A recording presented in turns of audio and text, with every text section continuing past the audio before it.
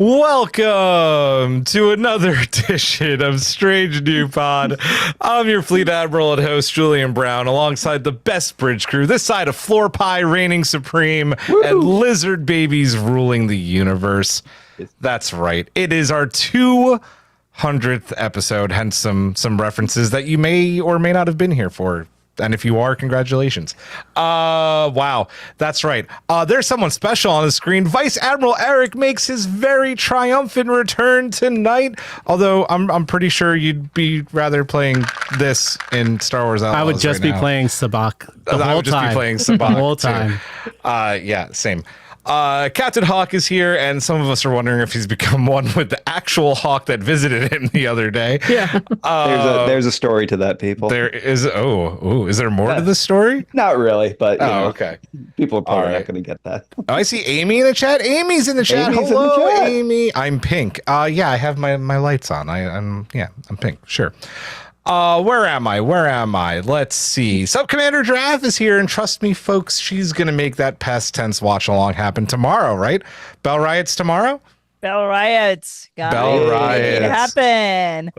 Just start the riot yourself. Just do it. Yeah, Do it. Yes. You're the closest, right? How often do I have to say, let's burn it all down? Yeah, I like this idea. Burn it down.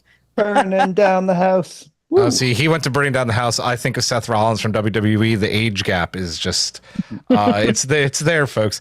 And Commander MC is here, and apparently, I'm your opponent on a special champions round of Trexperts quiz this Saturday. Yeah. Shameless self-promotion. Davey roped me back in. That's going to be fun. That's going to be interesting, yeah. Yeah. Okay. So, there's that as well. Welcome back. How we doing? 200. And we were late. So it's we were late. It's like It's not our fault. We were talking about the young people. We were literally talking about like what it's Gen Z, right? Gen Z, millennials? Aging Gen Alpha. What's the younger? Gen Z. No, what's the younger one? Oh no, Gen us. Alpha. Oh, yeah. Yeah. Millennials. Yeah. We're us. millennials. Yeah. Us, we're millennials. Yes, that's us. Elder. I don't know about Hawk. I think you might be Gen Z. Millennials. Or Gen X. Gen X. You're on the cusp. Yeah. Nirvana. And he's got the beard to prove it. Oh man. It's been a long road. It has. Oh, there was a Enterprise reference in these two episodes we're reviewing. Yeah. By Gwen. Tonight, by Gwen. So speaking of, folks, this week we're celebrating 200 episodes. Do I have the air horn? Do I do? Oh, wow. There it is. I have a sound for everything. 200 episodes, and we're reviewing and deep diving Prodigy episodes 209 and 210, the Devourer of All Things, which marked the triumphant return of Wesley Crusher. But before we get into all of that, Eric, you are back. It has been months. It is your job to do, or thank, I should say, our amazing patrons. Do the patrons. I'm going to get very tired of having to do all of it. That's a very different podcast.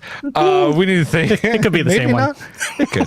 We need to thank our amazing patron collective at the Ready Room level and above, please. Thank you to Simon Steger, Jeff Reeve, Mariah Gossett, Tallulah, Jen Stein, Tina Alexander, Joe Saporito, Noe Santo, Kung Hui, Takaka Nagumo, Fernando Nogales, SMK, Laura Linderman, Colin Davidson, Shatterhand 2049, Jesco, Michael Graham, Emily and Travis, Gildara, Cassie, B. Tell-right, not Tell-wrong, Maggie Light, Ty Ranakilicus, Wayne Ritz, Scone of Arc, Sean, Jay Howard, Anna Yerdadon, Mahalani Uchiyama, Matt Harker, Davey Willett, Tara Paulin, Slope74, Rude Parakeet, Joshua Miller, Aaron W., Lanky Guy, Carl Angoli, Michael Kwan, Meredith, Caitlin, Elizabeth Dean, Jim McMahon, Sedano 317, Puka Hare, 35 Short, Cat Trip, Trippin' the Read Alert over Pineapple, Sean Manning, Asher, CBF, Chris Waterman, RHCB, Martin Simpson,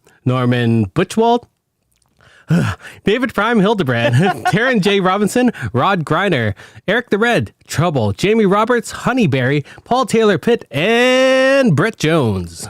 Hey, first time back, and that was really good, sir. Well done. My voice gets really tired at this time, too. So yeah, I was going to say, that's good job. Good on you. Thing is, And like, some of them we've been saying them for years. So now Years. so I know the Yeah. first half, and then it's like, yeah. It doesn't help when some people keep changing their name. yeah, Yes. you people. And like 20 of them are new for you, Eric. No, I'm kidding. It was like five or six. but still, that's still a good amount. Also, guys, a very big thank you to our Badmirals, our executive producers, Simon Sager, Commander Chris Waterman, Tara Poland, and Brett Jones. You guys keep the lights on, the proto drive running, our Borg transwarp conduit assimilated, something like that. You guys rock. Thank you Beep, beep, very beep, beep. much. You want another air horn? Should we do one more? yeah. Yeah. Did I lose it? No. I really like the air horn quite a bit. Let's get into some quick news, guys. I already plugged it at the top of the show, but very new news to me. Like, I literally said yes, I think like 48 hours ago. I'm taking on MC in the Champions round. You have been challenged. Test your might in Mortal Kombat. That's going to be fun. No, Trexpert- in Trexpert Quiz. Trexpert quiz. Yeah. Yeah. Which go ahead. is, it's going to be live on Saturday, 8 o'clock Eastern. That's correct. Yeah, we're doing that thing. And are we allowed to tell like the secret cool thing about that I don't think is really a secret? Like, we each have if Davey can yell at me later. We each have a mystery round that we have chosen. Though, so like it's almost like an advantage. You picked something that probably gives you an advantage, and I've picked something that gives me an advantage. So, or maybe there won't be any advantages, and you'll kick my ass. It's going to be fun. I think it's going to be a tight race. It's going to be really fun. MC's like, yeah, I'm going to kill you. No, you're good at trivia. You are good at trivia. And it's been a while since I used the buzzer. The buzzer is half the battle. The buzzer is half the battle. And then the other half is knowing. Hey. I'm supposed to go for Prodigy season 2 finale against Ashlyn from the Dress Sister, but I was sick, so we had to reschedule. Oh, I know. I that's- rushed to get that quiz written, and then Davey was like, "By the way, we're I rescheduling." will almost die. She was legit sick. I actually no, it's did Matt Harker's in the chat? Did Matt Harker's Trexperts quiz ever happen? we're going to be rescheduling that for later. Ah, okay. All right. September Well, is a hard month, like August or September. Too much. yeah, it's rough. It's rough. Other news. This Ooh. we are starting, our rewatch of Disco season 5 because this just came out on Tuesday. And one lucky winner from the collective will win this exact copy, this one that is at my desk. People will be entered every night for the watch along. And then we are talking schedules and are going to schedule a Disco season 5 review, which is going to be somber because it'll probably be our last ever episode doing something disco for a long time, which stinks. Unless they, magically renew it because, Skydance has some money, maybe. I don't know. The future is wide Academy? open. Oh yeah, and Academy too. Yeah. Yep. Yeah. Oh, I said in the. Oh, never mind. No, what'd you say? Never mind.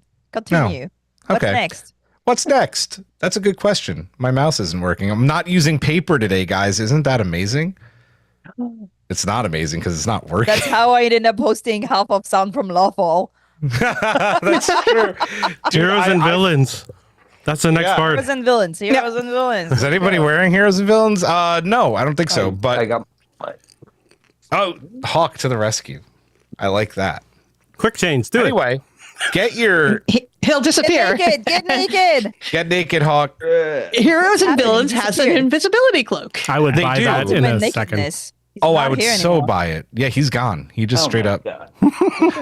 Well, as Hawk gets his amazing hoodie on, 20% off over at heroesandvillains.com on your first order using our code STRANGE. And not cooperating. Hawk, this is not working, my love. Just not happening. Oh, kind of. Nope, gone again. There. Hologram malfunction. Seriously, you're just Look at the back proving of to that people hoodie. that you're a Gorgeous. It's hologram. gorgeous. It We is got It gorgeous. is gorgeous, though. Yeah. Yeah. Yep. Amazing. They also just had a big discount if you like Marvel stuff on some Marvel stuff. So They do have some very nice Marvel that stuff and some very out. nice Star Wars stuff. X-Men stuff. Dana is saying X-Men welcome stuff. to the 20th century, to which I say I like paper. Don't worry, I have a backup just in case. I always print it out, guys. And then finally, Happy Hour. One of our amazing EPs, Tara, has been had a conversation with me in Vegas about the EPs possibly kind of taking over and making happy hours happen. And the first one of those is going to be this Saturday. I'll post it on Patreon. I'll post it in the patron chat in Discord, and we'll have some drinks. We'll have some fun Saturday sometime. Tara, put the time in the chat if you can, please. And that's it. Anything? Did I miss anything? Giraffe, you usually have some news. Yeah, I'm gonna be at AfroCon this weekend in San Diego, which is a convention for Afrofuturism. So if you're around, come support your local convention. You need to support your local convention. Are you It's gonna be cosplaying? fun. Yeah, I will cosplaying Nubia. Nice. Wonder Woman. Nice. Yeah. Wait, do you have regular clothes? I just assume you're cosplaying all the time. Yeah. This is a point of Sometimes friction she in my cosplays household, as a so- normal person. That too. Dude, her like work photo is wearing a Star Trek uniform. I'm wearing the Discovery uniform on my work photo. Oh man. Good stuff. Anything else? Does anybody else in here have news? Good.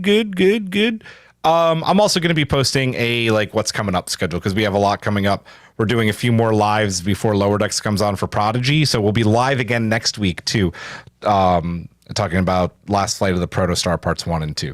So, all right, let's get to it. We have a special Strange New Loop tonight. I don't know if it's easy. I put easy in there, maybe not easy, but we've done 200 plus episodes because when we started, we didn't number some of them. So I think we have like 225, 230 episodes, but whatever, maybe even more. But like numbered, like 500. if it does, it really does. Plus patron episodes. Favorite memory over 200 plus episodes of Strange New Pod. I gave you this homework last night, so I hope people saw it in the chat. Nope. I did. Do you I saw it. And, Are you I good? do have one. I Go do ahead. have one. And it's going to sound really stupid because my favorite memory of being on Strange New Pod is actually the first time I was on Strange New Pod. Before I was a host, you guys invited me on to do the for Captain Picard Week. We did the TNG Kelvinverse movie pitch. And it was a lot of fun because it was us and it was Rihanna from the Duras sisters. And it was absolute chaos. And I'd live for chaos and I live for fan fiction. And it was great because I think within a couple of days of doing that, you asked me to come sub in for Picard. And within a couple of days of me saying that I would sub in, Julian was like, hey, do you just want to be a host for good now? Because we kind of just realized that it worked. So Yeah, I am very happy to be here. Yay! We're glad to have you. Yeah. People are asking 200 episodes, but how many hours? And somebody came up with at least 400. It's more than that. I would say a lot more. It's than at least that, right? 600. Yeah. It's at Yeah. least 6. Yeah, that's a lot of our fucking time. Oh, you know what? 200th episode. We're not. We're not PG-13. No, we're R. We're back to R for tonight. Disclaimer, babe. Disclaimer: This Prodigy episode is going to be R because it's our. I can beep you. 200th. You could. I'm not going to do that. You could. I think my favorite memories of Strange New Pod is every time I do sexual innuendo and that Hawk and Julian don't get them, but MC does. I get them. Especially, I have to. I didn't put you in the. I didn't. I didn't say. Fair. I said Hawk and Julian. My some of favorite them. one was the floor pie because it's a Prodigy Floor pie. episode also, and that was so ridiculous, and I always laugh every time I think of that. But yeah, Keep We really need a innocence up, guys. we really need a floor pie sticker or shirt or something. pie. Floor pie. Memorialize that. Yeah, please. for sure. Who else? Who's got something? Probably for me, I don't know. My favorite was still like interviewing Fred Tatasciore. Oh, Yeah. I think he was such a great guest, and I loved at the end when he was, we were scrambling to come up with lines for him because he wanted to do a little, promo for us and that, add his voice, and I just whispered into the mic, "Fighting fascism is a full-time job," and he's like, "That's the line." yeah. The best part of that interview was the 40 minutes after we were done, where we just sat and Oh my talked to God, him. we talked for so long. And none of us recorded after. it. And we're like, fuck. Yeah. that And was it dumb. was so funny. I laughed so bad. I don't even remember what we talked about. But yeah, that guy is hilarious and kind and smart and just he's a fantastic guest. Just somebody cool too. And I saw him in Comic-Con, in San Diego Comic-Con. He was like, "Giraffe," and he hugged me and he was like, "I took a picture." He's like, he's the best. Dana's asking, can we have a 24-hour pod last live for the 500th episode? Well, I'll tell you what, if 500? we get to 500 episodes, we will 100% do a 24-hour stream. I'll do it. I'll do it. I'll I stay mean, on the thing here. is, Just- like, we you don't can do it. have to be on all the time. Like, No, we can take switch shifts. off. You take 5, Hawk takes Yep. 20 because he's a hologram.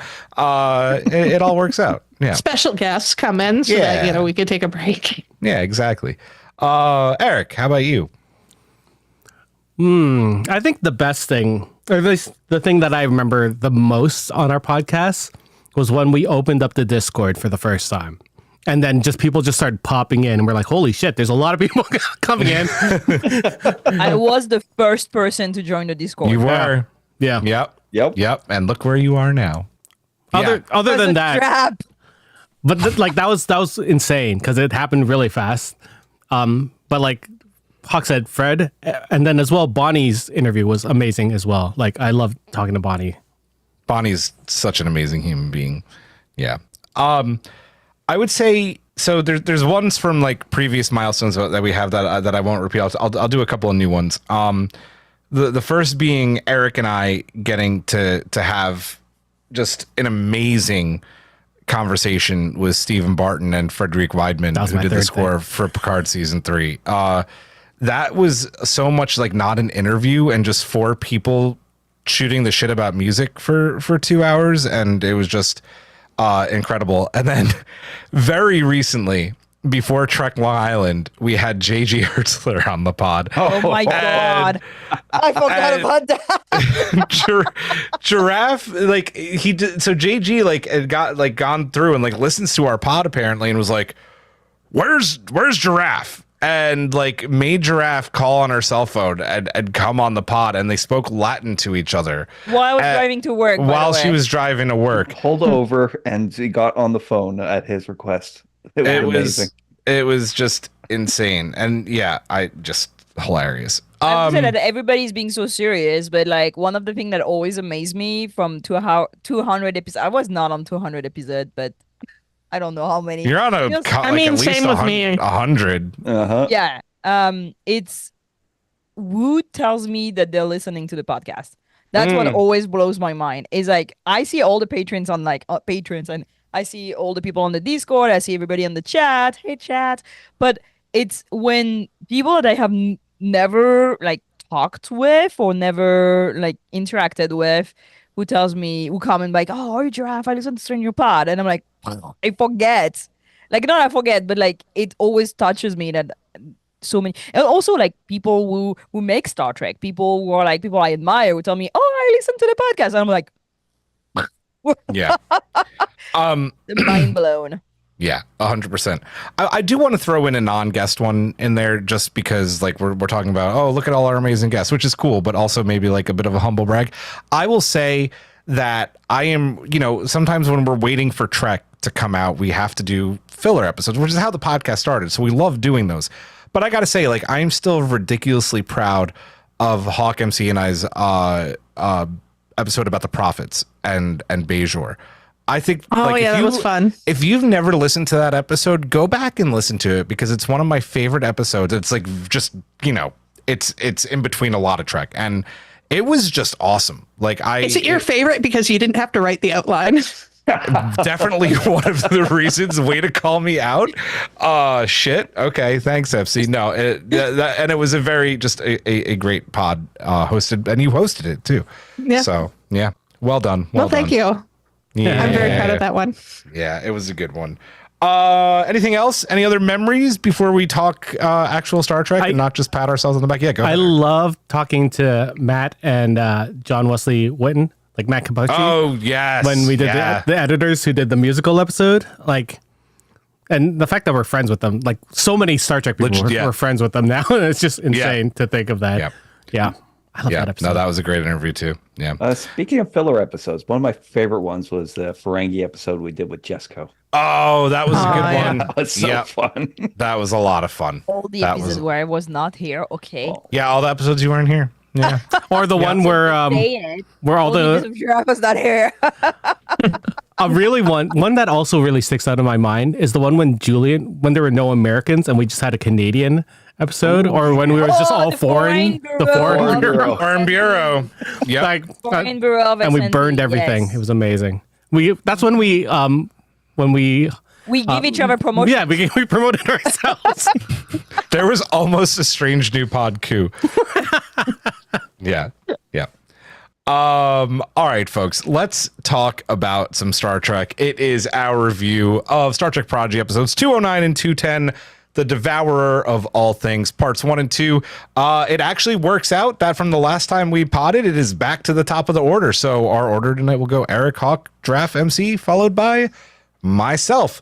So let's do this thing. Wesley, I might as well be a Time Lord Crusher, returns. The shuttle Infinity, it drops out of warp to start the episode, only to find like rubble, kind of like the Millennium Falcon dropping out of hyperspace and finding Alderaan in pieces, except there's a planet there because Rock notices subspace distortions hiding the entire planet that Wesley is on. They land, they go through the ziggurat, which has statues of beings that look like the Traveler from TNG episodes, like where no one has gone before. And then they come to a vault door, and Wesley Crusher, played by the amazing, the great, the legendary Will Wheaton, makes his Prodigy debut and return to Trek. First thoughts on this, Eric? I love this opening because I love that Rock was like, let's do science to figure this out. And then she was just like, yeah, she was going to figure it out. Rock always brightens my day. So that was nice to see. I like the design of the ziggurat was amazing. Like them just going down to the planet looked really cool. And then I remember like months and months when Giraffe got to see the French versions of this of the show, and she's like, "Get to this episode and tell me. Just get to this episode and tell me." Get to episode 9. Get to it. Just get to it now. Episode 9 yet? And then as soon as I binged the first 9 episodes, I was like, Giraffe, I understand. As soon as I saw Wesley, I was like, I understand. And it was a shock because he didn't look like the one we saw in Picard. So it's like, I was already like, holy shit, this is somewhere in that timeline, his, infinite timeline that he lives. So it was interesting to see this version without, him actually talking too much at this point. Yeah. Before we go to Hawk, just a quick question in the chat from Matt Harker. Is this supposed to be Tau Alpha C, which is the Traveler, the planet that he came from? They don't specify that. Aaron, if you're in the chat, because sometimes you lurk, let us know. I can also hit up Memory Alpha. Memory Alpha. Yeah, let's look that up because that's a very good question. I do want to know. Hawk, first thoughts on this. I loved the cold open. Well, not the cold, but the log by Gwyn. Because there was a couple of great references in there. The first, it's been a long road. It's been a long road. And then a line I think we mentioned earlier in that it's the journey and not the destination. And that, and I thought that really applies to Star Trek and that, like even seasons we kind of bash in that, it's still like it's the journey in that. And there's always those little individual parts in that, mostly characters and that interacting with each other. And I always think people should remember that. But yeah, when they get to the ziggurat, I'm always glad on a rewatch in that because it's so rewarding because I really kind of notice more. I didn't even see the statues in the first time I watched it around because I was just trying to get through. And I was like, oh my God, that is the Traveler. And it's like, why didn't we get this sooner? Who was going to show up? As far as the introduction of Wesley, it was like, come on. Wesley the Traveler is showing up in Prodigy. I was blown away. I know we've had some discussion about his, the change in him and that. And I know we're going to get into that later in that, but like my jaw was on the floor. We got Wesley Crusher to come back. Someone who said he retired from acting. Yeah. Came back to do this. Yep. That Nice. was, yeah. Mm. Trev. Well, so I saw that like way back when. When was it? March? When was March? it? March? May? March? Something. I think it was Something earlier like than that. yeah. I think it was like Yeah, February. you've been holding on to these secrets for so long. Listen, first of all, I watched all these episodes like an insane person because I was afraid they would disappear. And I knew there was gonna be cameos, right? Legacy characters, but by episode 8, I was like, well, okay. Like when? And I was expecting something like Kobayashi Maru, like Yeah. here and there. I was not expecting like a full blown, character in the He's in the main story. credits. Yeah. Yeah. And so I was smart. I didn't read the credits or whatever. I was just like going through the episodes. And I heard that when like Wesley Crusher showed up, I was like, Will Wheaton? How? Like, I was so surprised. Like, I don't know what I think I expected a Voyager character more than anything. 100%. So I was ready. There were not many people left, to be honest, like to show up that were not there yet. But then it made so much sense. I was like, oh, this is so good. This is so perfect because he's the Prodigy and he's meeting the Prodigy. So that totally made sense. I am a sucker for invisible planets also, I have to say. It's a trope that I never get tired of. Because I find the idea so absolutely cool. I remember when I was a kid, I read something about like, I don't know. I was reading a lot when I was a kid, so I was reading absolutely anything and whatever. So, and I read this thing about like how they were like creature that would live basically in the same planet as us, but on another phase. So we were not able to see each other and know that each other exists because we're like on a different frequency or something like that. And that always fascinated me. And I love when I see that in sci-fi with these planets that just exist out of the world. I mean, our world. Lower Decks had a planet that phased in and out like that. Yeah. The Orville did it. DS9 did it. And I thought it was The DS9 episode, man. There was a very old TNG episode that did the same thing too. That one that was tried to keep Wesley and the children from the Enterprise because they were hidden. Oh, away. that's right. Oh yeah.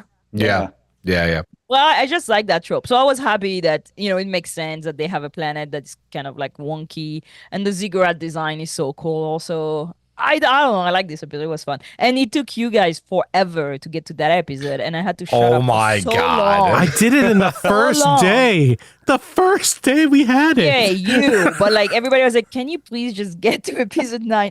Please. I need to speak.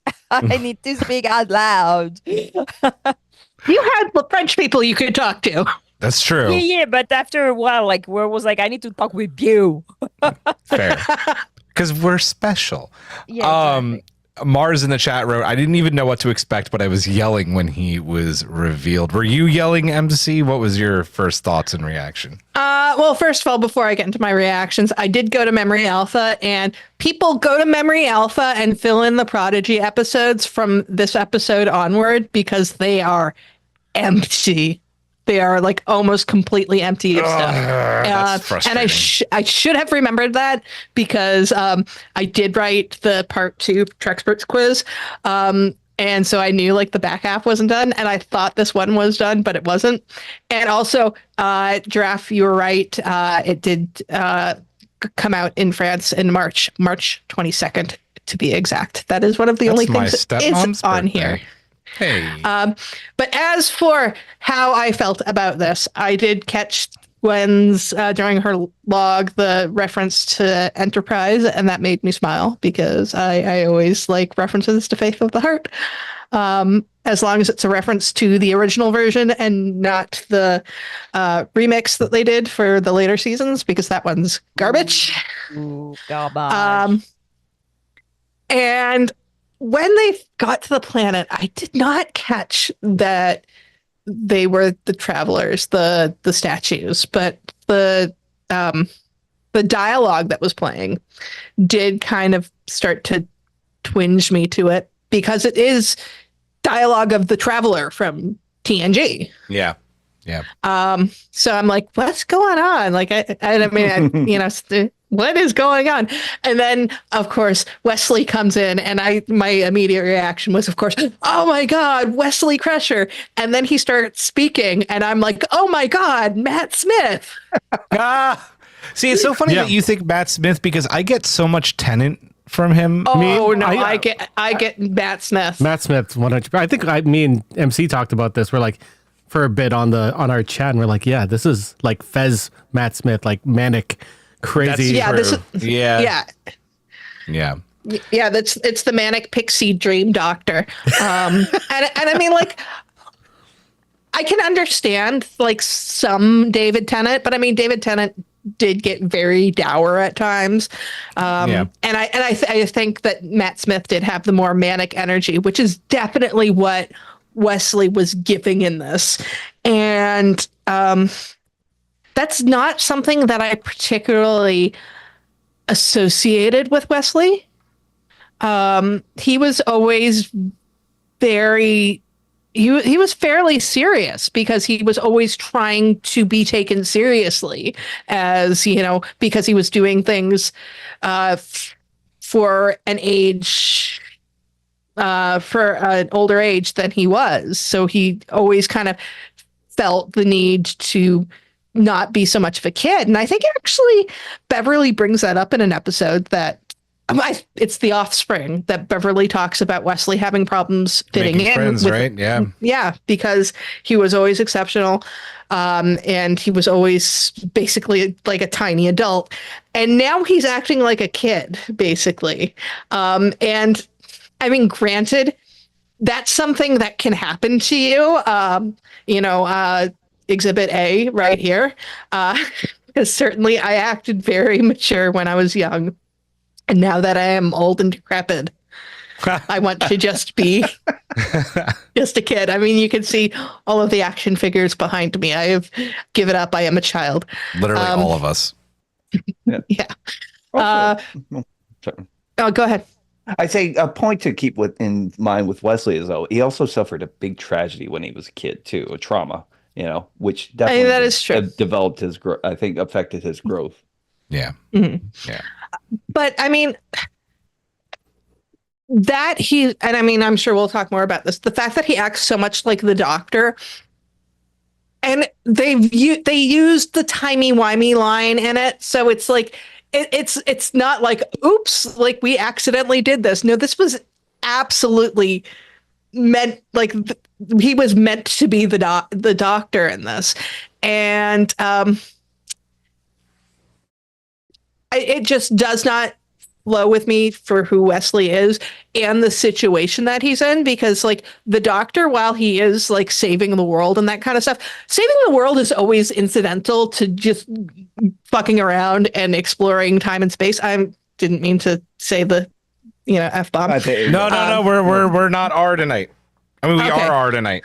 Okay. But yeah, he's always just about having fun and traveling around, and if he happens to save the world, all the better. Meanwhile, Wesley, his whole job is about protecting the timeline and everything. So this whole manic energy thing felt a little not only out of character, but off script for him. Yeah. Yeah, agreed. So some good comments in the chat. Kang says, I must be old. I got Sylvester McCoy. And then Tara with a great follow-up. We all see the Doctor that we want to see. which I think is also very accurate. And Amy was talking about what you said, how we've seen Wesley, and Wesley was always, as she says, pretty measured in TNG. So all really good points. So I'm the idiot here who decided to read the descriptions. I in told the you not to. episode. Can we No. just It was say that I before told you not did. to? It was before you did. And I was an idiot and I read them, so I spoiled the Wesley part for myself. Which is fine. I have a lot of the same feelings that MC has about Wesley and his appearance in these 2 episodes. I'm going to talk about that later. I just want to give a shout out to the Prodigy Writers Room for putting in that it's been a long road line in the beginning, because every single person who watched the episode directly afterwards went, getting from there to here. Yeah. Every single person. Don't say you didn't, because we know you did. Moving on to... I paused the episode and just sang the whole song. It was weird. Yeah. See, there you go. He got his guitar. Yeah. Yeah, exactly. Edward, are you there? Janeway gets ordered around by Jellicoe, and she just says, enough of this crap. I'm done with this dude giving me orders.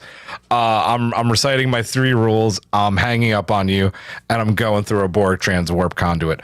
What do we think about Janeway finally? Like, she's been bossed around so much by Jellicoe these first 10 episodes, just basically being, fuck it, I'm going to get my boyfriend back. Eric. It was peak Janeway. Like, the only thing that would have made this a little bit better is if he was there and she shot a torpedo at him. Right? Right. Like, that would have been the top One thing. One of her everlasting torpedoes. But it was amazing. Like, I loved it. It felt totally Voyager-esque of her. And it was great.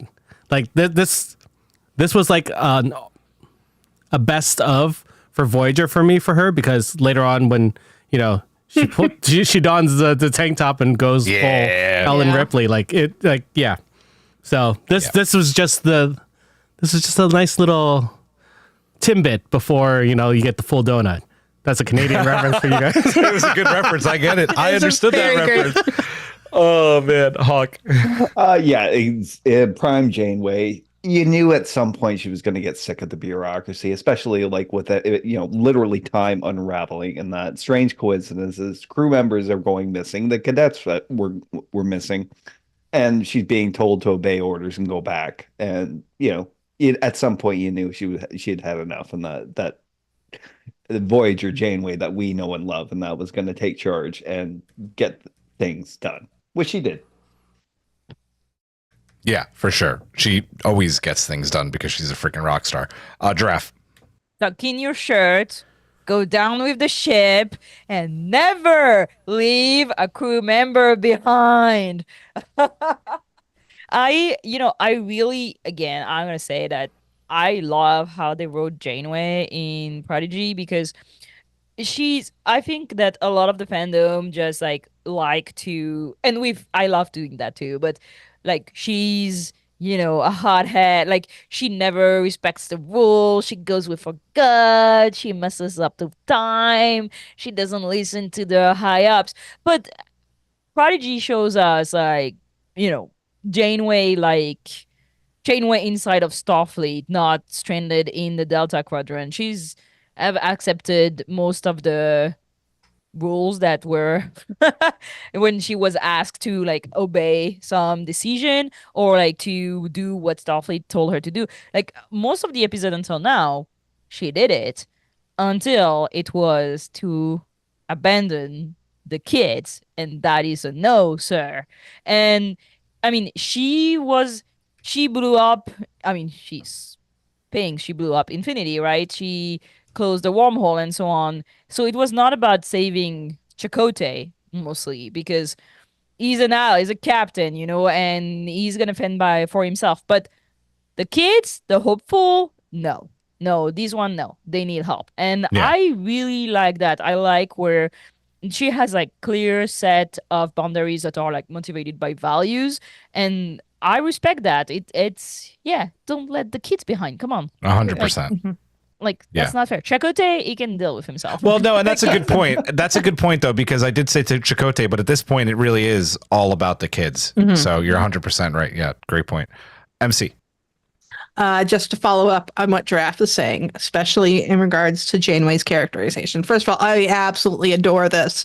I remember when I first saw this, it was right after Trek Long Island, and we had done like our panel, and we had actually played this clip. That's right. Because Ashlyn was talking about family and Voyager, and that clip about the three roles is very important to Janeway's ethos in terms of her crew being her family. So I love the callback to it. It's so classic Janeway.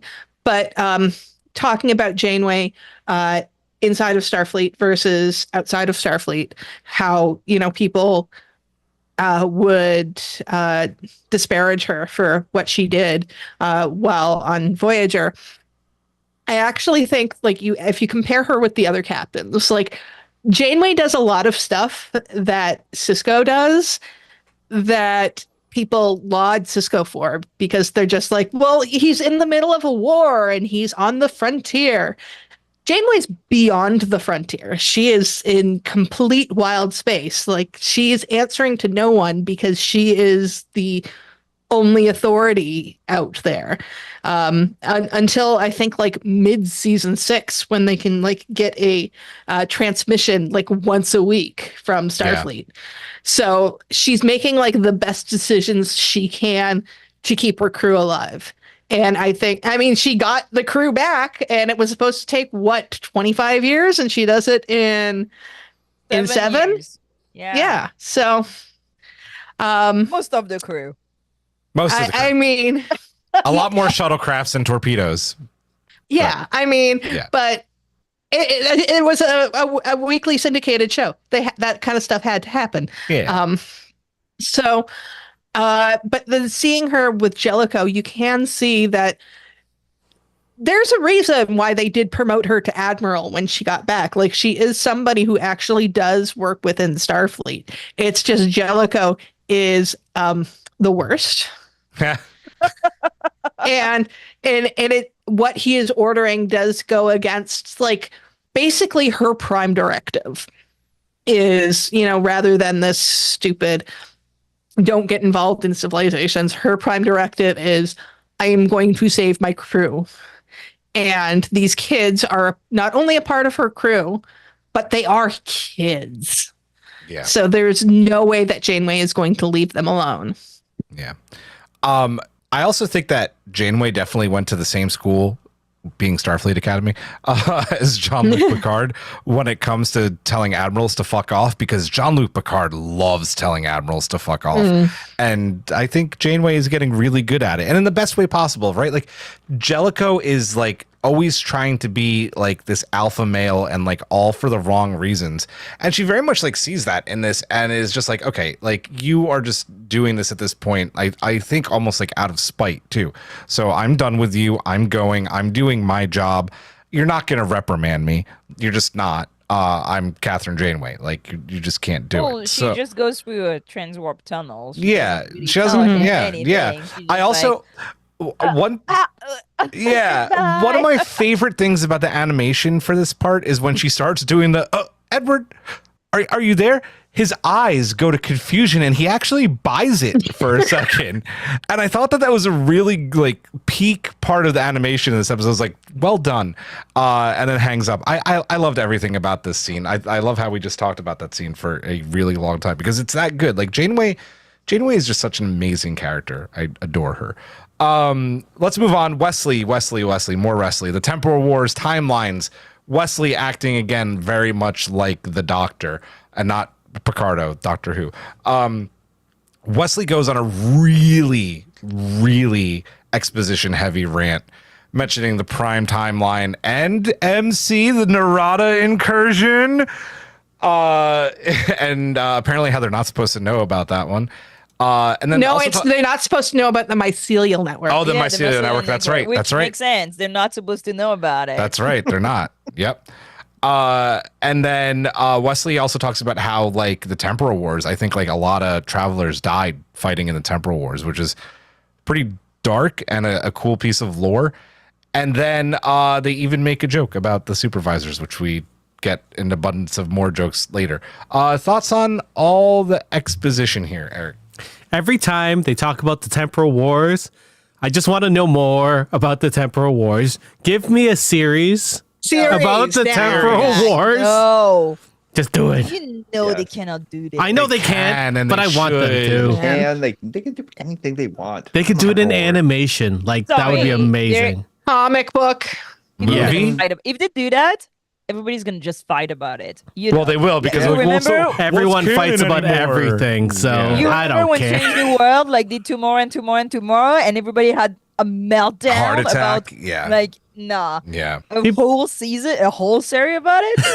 Trekkies having a meltdown? Never. Any sci-fi fan having a meltdown? No, it was bad. People was. like were like Yeah, no, it way was into bad. their It was. numbers. That's That being why said, I just give it want to me. it. Yeah, give Not it to me. Not Just as do it. bad as Star Wars fans talking about how to bleed a kyber crystal. It made God. sense. She touched did. it. You don't have to It touch did. it. Like, we've learned this in the Darth Vader comic. Like, come on. I'm sorry. I'm fine. I'm fine. I'm Exactly. fine. That's my fault. I'm sorry. I'm fine. I'm sad about that. Take a breath. Season 2 would have been nice. Working on it. Yes. So, I loved all of it. The thing that weirded me out is when he started talking, I was like, huh. This is when, like, the whole MC thing, like the whole, he started talking like Matt Smith, and I was like, this is very strange, because the last time we saw him in Picard season 2, and it was him just being older and a little bit more wise. He seemed like a traveler, right? Like, he seemed like that, I know more, and I'm sort of wizened and, helping people and stuff. So a lot of the first time me watching this was me thinking, where is he in his timeline? Like, where is he? Like, is it really early? Is it really late? He doesn't know. Like, I don't even think he knows. I mean, Yeah. he even says it later that linear time is confusing and wild or something like that. I think he says linear time. What a trip! I think that's what he says. Yeah, trip. Yeah, what a trip. So that's all I could think of is like, this feels weird for him, and you know what? You suspend your disbelief for a while just because I love him so much. I love Will Wheaton, so I was just like, sure, he can go play his Star Trek Doctor. I'm fine with that. Yeah. Fair. Hawk. Same. I mean, yeah, I get it. The character has changed. It seems a lot like, a character out of Doctor Who and that, but maybe it's not so much a homage to Doctor Who as like the writers looking at it and saying, okay, this has got to be like a byproduct of the person who is out of time. And that, it's like when time doesn't matter in that, when the universe and everything and every option is available to you in that, it will affect you. You're not the same person you were, And yeah, MC raised a great point in comparing Wesley and that to who he was as a child. The seriousness of him and that, the diligence, he had no childhood and that. He was just wanted to be an adult as soon as he could. This is him in his second childhood and that. And it's, again, it's not something that was, it was not always a fun excursion for him in that, because he drops a lot of information in that, about all that stuff he mentioned about the temporal wars and that, how there is not enough travelers left over and that to maintain the timelines anymore. And so he's doing extra work all the time. He also mentioned something a little later on, I think in the second episode, the second part of this, about how most of the travelers escaped from this plane of existence. So I'm sure some were killed in that, but Yeah. a bunch are still out there and that they left for reasons we can't even begin to fathom. So I give them a pass on the erratic behavior and in the interpretation of that, because I'm pretty sure like anybody in that situation would come out not the most coherent. So he's Fair. become the last of the Time Lords? Pretty much, Oh my right? God. I couldn't help thinking that like when he was talking, it's like he's gone through the exact same situation as the Doctor. Yeah. Well, he's still a human, and there's a lot of humans around. Come on. True, and I'm The sure last of his race. I'm sure he's not the last of his race, but at the He same literally time, has his mom yeah. But and Auntie Janeway.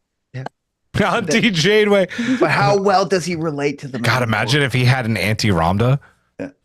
And you can imagine, like, you look at the state of the ziggurat, when we see it, and it's like it's this place that was built in the past and the future and that, but like it looks, desiccated. Yeah, it's bigger on the inside too. Crazy.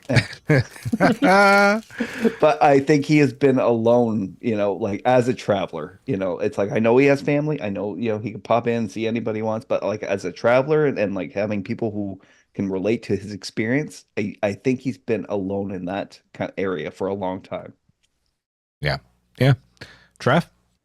Well, as much as I didn't really care for Wesley No? Crusher in Picard was like basically Picard He was playing more Will a Wheaton. Will Wheaton. It was a more Will Wheaton cameo It was.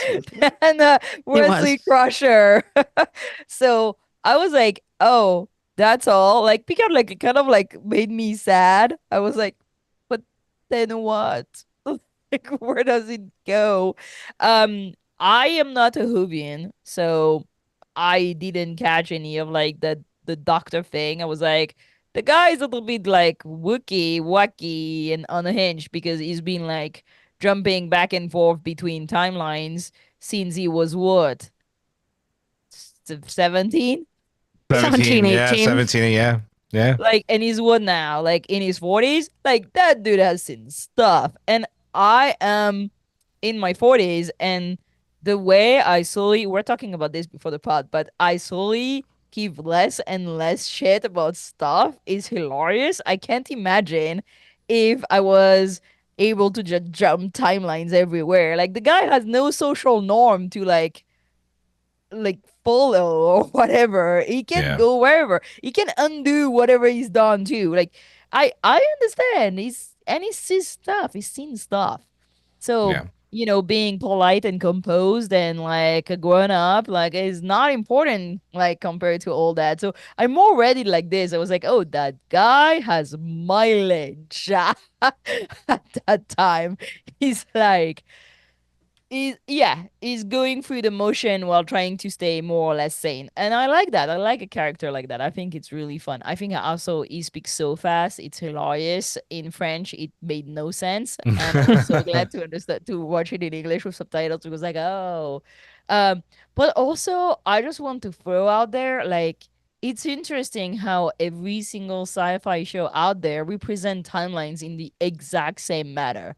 And it's interesting because all humans don't represent timelines in the same manner, but all show do it the same way with this little line like bleep, bleep, bleep, like It reminded me of Avengers and like Doctor TVA. Strange. Yeah, yeah. Well, yeah, the TVA and also the Sorcerer Supreme in the first Doctor Strange. yeah. It's like Yeah. always the same like representation of time, which is interesting because you'd think that, especially as a traveler and somebody who works with so many different races and culture and so on, you'd imagine the traveler would have like maybe another. I mean, and none of the kid is human too, so I just was it's the same thing than the TVA.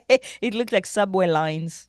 Yeah, literally. And Yeah. well, so that's only like the thing. It's really in the zeitgeist now. Like every video games I play also represent timelines the same way. So I thought it was a nice explanation. It's a good, like, again, Prodigy is good at like getting people into the story and to like the lore.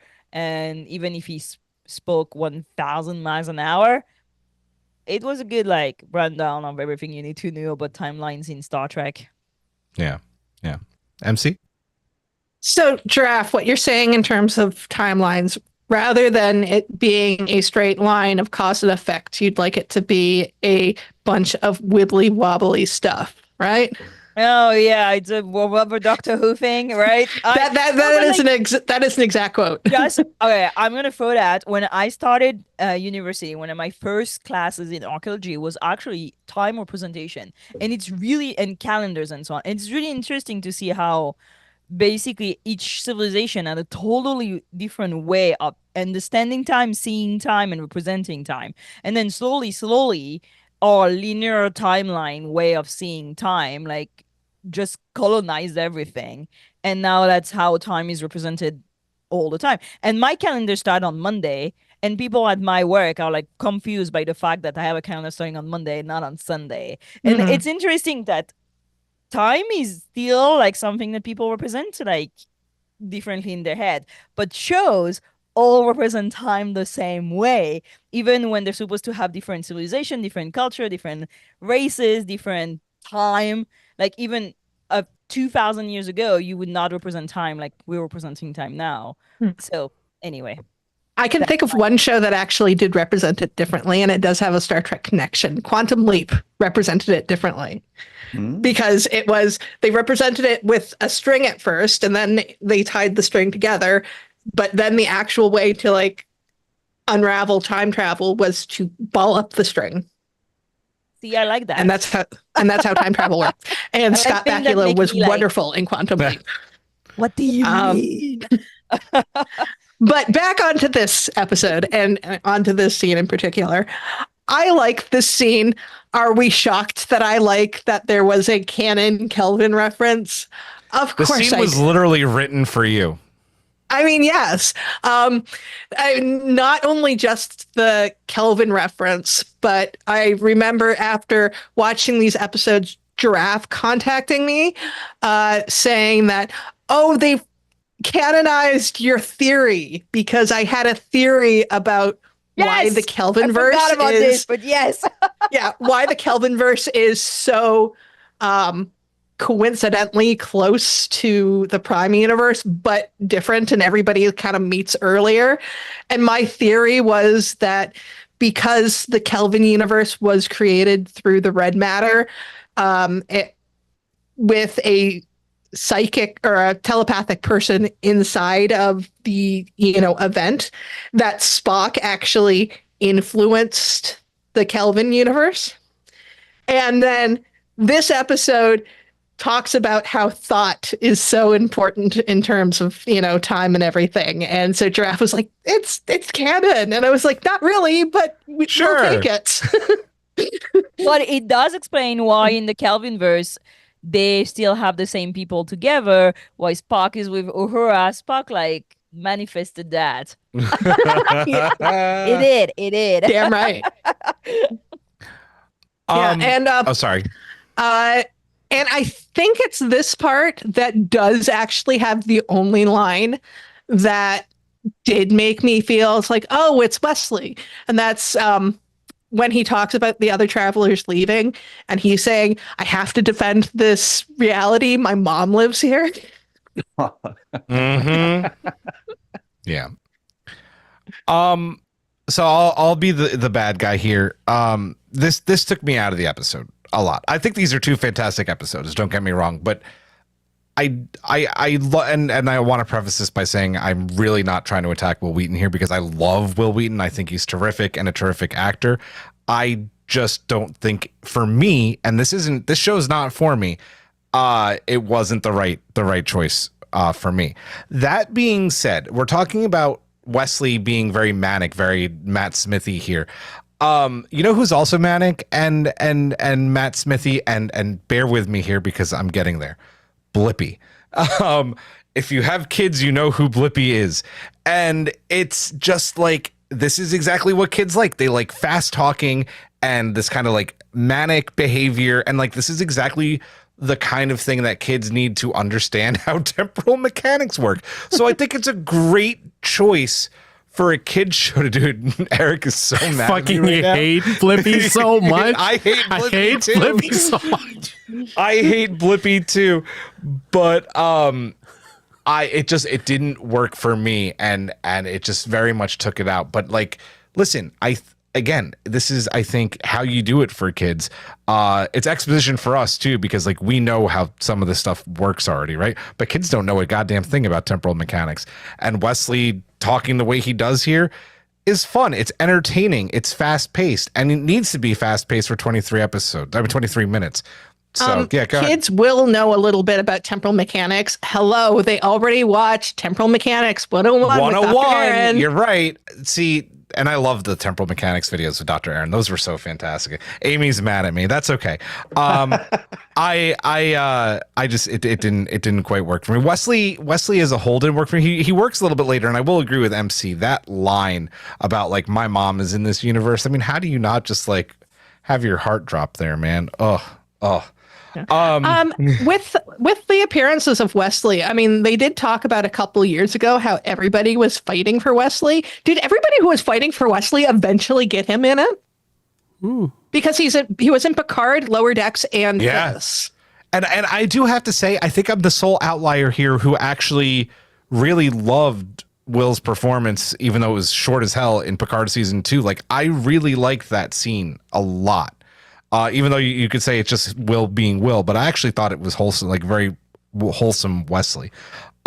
Wait, also, I did not diss Bluey. You diss Bluey in this household, there's going to be knives. I was going to say, I would just stop the stream right now. No, there's no dissing Bluey. A laser would appear on your forehead. There is a prized possession of mine. There is a Star Trek themed Bluey sticker on the back of this screen given to me by our good friend Matt Kaplowitz from Trek Untold.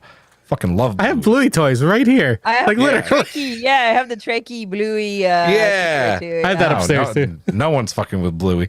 No, I said Blippy, who I hate with a roaring passion. Let's move on to the Oh no, I already did that part. The Loom catching up. The Loom, they catch up to the crew. Wes and Gwyn run to I love his secret stash room, and it's got like a model of the Enterprise E. He's got phaser rifles. Like, he's prepared for if shit really hits the fan, which I appreciate. And they try to buy them more time and bring the crew back into the timeline because they've been slowed down by the Loom with these, they bring them the bracelet things, but they come under attack. The Loom are overrunning them, but Wesley sends them to Gary Seven's supervisor office from Assignment Earth to keep them safe. Thoughts on the Loom and that big Easter egg, Eric? I love the look of the Loom. Like, they look so otherworldly and like predatory, like the way that they creep up to the things and like they just appear out of like these little pockets in the space. It looked amazing. Like, I thought they were really well designed. The sound design was especially really good for that, and I'm so glad that it sounded better than I saw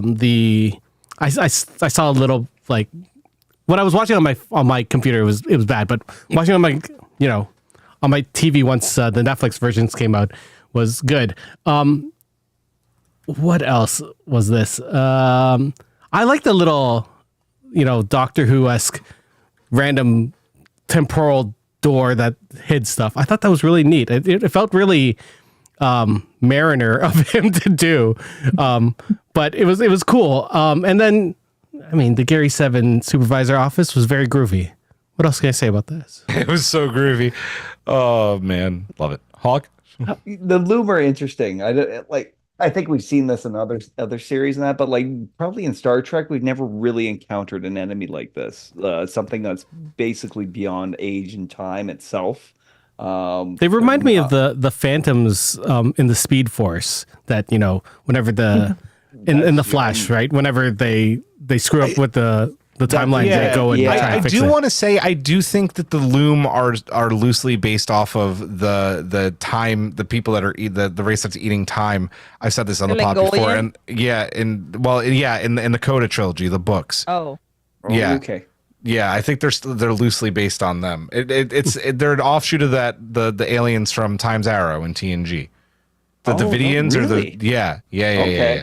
Okay, yeah, I hadn't read the Coda trilogy and that, so I don't know. But they're definitely like a threat that's like interesting to Star Trek, in that the fact that they're not able to battle them in any conventional means, which makes them like incredibly like kind of menacing, especially for a kid series.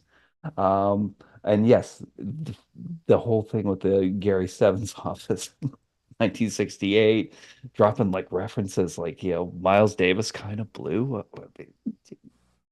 That had to be a Riker reference, right? Because like he grew up like on the Enterprise, probably listened to Will play jazz, and now it's like that is inserted into little kids' heads like going forward in that. So I'm kind of really pleased about that. Overall, yeah, I do love them dropping in, especially like the whole look of the office and that, especially like the secret doors and that turn around, like, the old school like way that they used to envision like what computer technology would look like with big buttons and like, cathode ray screens still perfectly intact. Also, like, this was that point where Wesley kind of illustrates like just basically how alone he is. It's like he thinks the office is groovy. He also mentions that, like, it's a part of the ziggurat that hasn't been used in like a long time, because there are basically he might be the last traveler left in this timeline. Yeah. Yep. Yep. Giraffe? Well, you know that I'm obsessed with Assignment Earth anyways. Like, I love how that unhinged episode that is not even supposed to be a Star Trek episode to start with, by the way, was supposed to be able to open like a spin-off because they thought they were getting canceled and Gene Roddenberry wanted to keep like having work, and that was their spin-off. Is like making ripples into 2024. I am obsessed with that 60s little office and with the bossa nova. And also, I mean, I'm just disappointed that Terry Garr, who plays the assistant in Assignment Earth, is wearing that unhinged dress that is like orange and pink, that made her quit, by the way, because Redactori wanted it to be shortened by 2 inches, and when it's already like basically a belt, she left Yeah, she the had a miserable time. yeah. Yeah. That's too bad. Ugh. But yeah, it's interesting to see like these TOS set inhabited by Wesley Crusher. I think that's very Star Trek, and that's such like, I don't know, I really liked it. I just miss like the weird talking computer that they had. But it's and we see it also in Picard. Like we don't see that one, but I like the fact that they has the vault doors to go in and out of their offices. Yeah, I that's why I don't want maybe like a whole series about the temporal wars, because I don't want the supervisors to be explained. I don't want them to be too much explored, I get that. because I think they're a bit wacky, they're a bit 60s, they're a bit weird, and they were not supposed to be explained this much. And I like how Prodigy did it. It's subtle. There's still like a record player. I don't know. I really liked it. I think it was a nice nudge. Yeah, 100%. MC? Okay, so first I'm going to talk about the idea of a Temporal Cold War series, because it is now in my head. Temporal Cold War miniseries, I think, could work, because then we just like don't have to dig too deep into everything. We just kind of, we can touch onto some small things, a little bit of the supervisors and the travelers, not a lot. We talk about what happens to the Guardian of Forever, how it had to go into hiding. I think that would kind of be a really good way to go about things. Paramount, call me. I need a job. But in terms of the loom, so first to talk about the look of the loom. This is one of the things I love about Star Trek delving into animation, that the loom is something that they could not do in live action Trek. I think even these days, I don't think that they could get away with doing the loom. You have to have such a high budget to do CGI that well to make it look believable. Yeah. Yeah. I mean, they're like Eldrick's abominations. So they look so cool, and they are cute too. It is the kind of, I mean, like, don't ask me like what cute is in terms of monsters. Like, cute. The glow. I'm weird. I like the glow. I think the glow is nice. Yeah. But yeah, definitely. I like that the animated series don't feel the need to confine themselves to what the live action Trek series do, because the live action Trek series don't do that because they can't. So take the opportunity while you have it. And I like that. That being said, the actual loom itself, and I talked about this when we did the full season.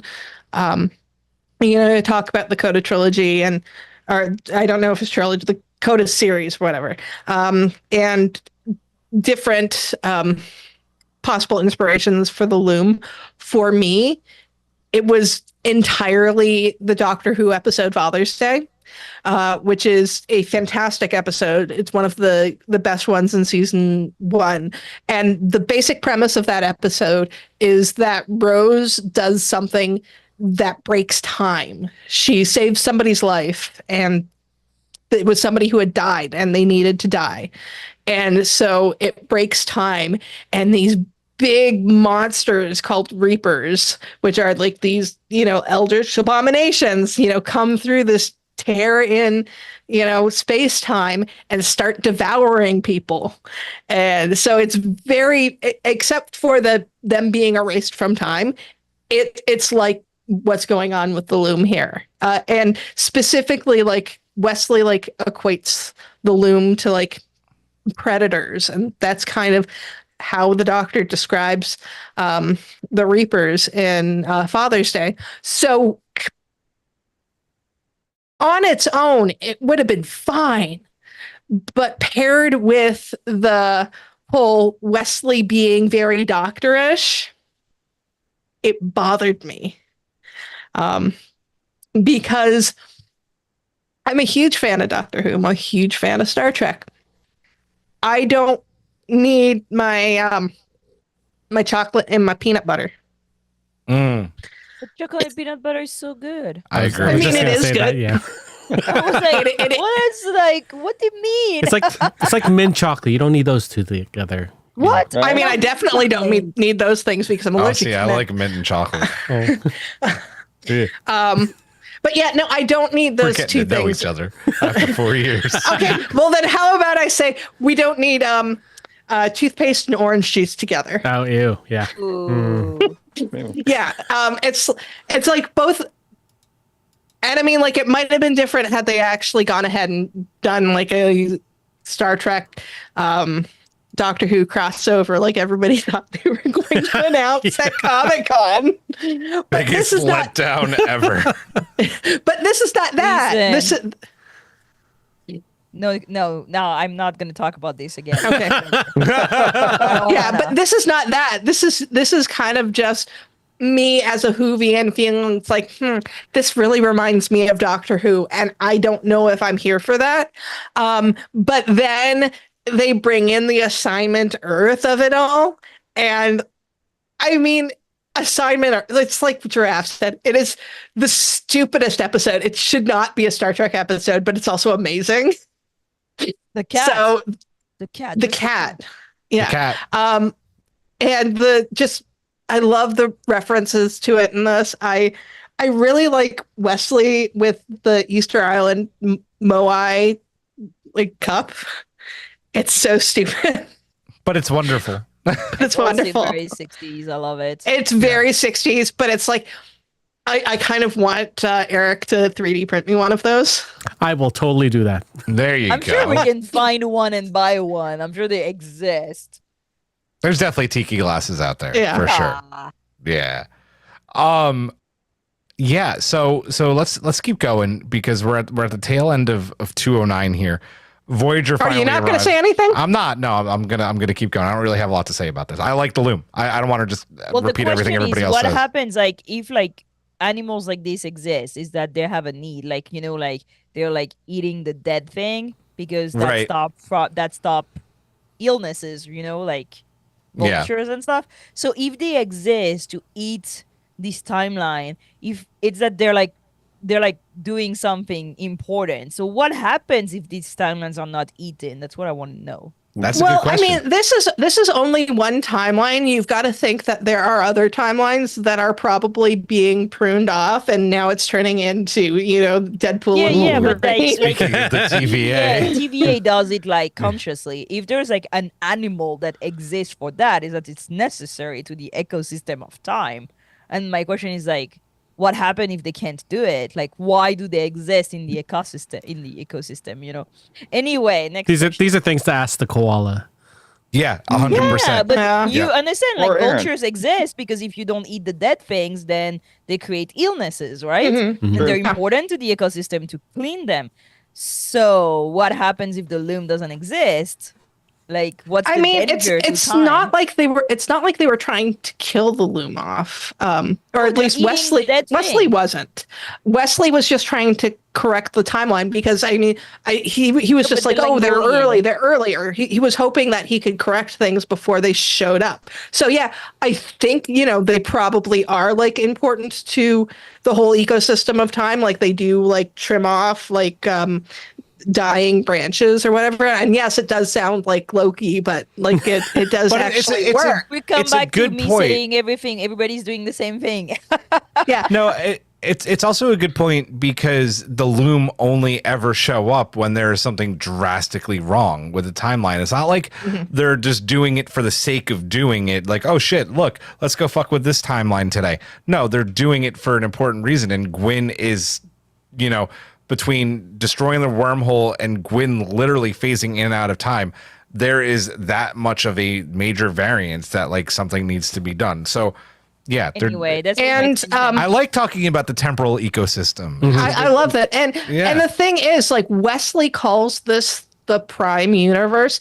It's only the prime universe in canon. Like out of universe, it's the prime universe because it is the one that all of our series take place on. But for Wesley, he's the one who calls it the prime universe because that's the one that he's from. The other travelers don't call it that. Well, we don't know if they do because they all fucked off.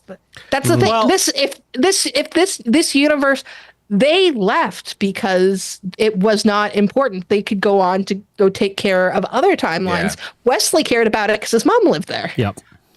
I also Nationalism. yeah. Crap, I totally forgot what I was gonna say. Loom. Sorry. And time and things. It'll come back to me. Let's talk about the tail end of this episode because Voyager arrives. They have safe haven in Gary Seven's office. And Janeway's trying to prep an away team, but back in Gary's office, Wesley talks about Jazz, and Jacob is literally just does ask like what everyone is thinking, like what the hell is going on in here? Like you're ranting, dude. Gwyn tries to ADHD king. 100%. Gwyn tries to put him in check too, only for her to hear the loom making their way through. Thoughts on Wes kind of continuing his rant and giving us more exposition in this room and them kind of questioning like, okay, dude, but do you have a plan? Eric. I mean, it fit his Doctor Who-ness. So, we needed these things to get to the next episode. It didn't bother me too much. I just, fair. Yeah. Hog? It's kind of pretty much the same. Yeah, it more kind of like he's putting this together like as he's going along. You can totally see he's got an idea of how to do it, but at the same time, like nobody can get a straight answer out of him. I guess we need, it's like Eric said, we need this little bit to get to the next part. So I don't really have that much to say on it. So No, that's fine. No, Yeah. quick talking points are good too. Giraffe? Like him. Pass. Right. Like when I'm under like pressure, like I'm gonna rant about random stuff. Yeah. Have you met me? Like, no, it's like what normal people do that do too many things. This is You why like- we started 7 minutes late. Yeah, literally. Yo, Yeah, you are the one for real. encouraging me, by the way. Okay? It's true. So, I did. Oh, man. no, I feel like that's so human. And, we're talking about how in Prodigy, the characters were making so much sense in a human way. Like they were not just paper people, but, we talked about in the whole season review that the fact that Janeway was like, call your mother, when like in Picard they never told Data about his daughter. I feel like this is so human and is no normal behavior from anybody that I love the fact that he's going off on random stuff because that's 1000% what I do when I'm under pressure and I'm stressed and like I'm locked in something. I'm gonna rant about random stuff and somebody's gonna be like, what are you doing? And I love this because it just brings so much reality into the character. Yeah. Nice. MC? I've gone on about 5 rants already this episode. So, I mean, I think I'm so used to this kind of stuff. I can't really fault Wesley for continuing on, giving more exposition because I love exposition. Yeah, short and sweet this time. Fair. I actually like this scene because I think Wesley is actually scared. Like, you know, all of a sudden he has all these kids and he's like, oh, I was like on the Enterprise in a situation like where I used to be one of these kids and now I'm responsible for these children. Like, this is kind of his Captain Picard moment and he doesn't know quite what to do. So he does exactly what ADHD, I just said ADHD, like Draft said, ADHD king or queen, like Isn't just going off.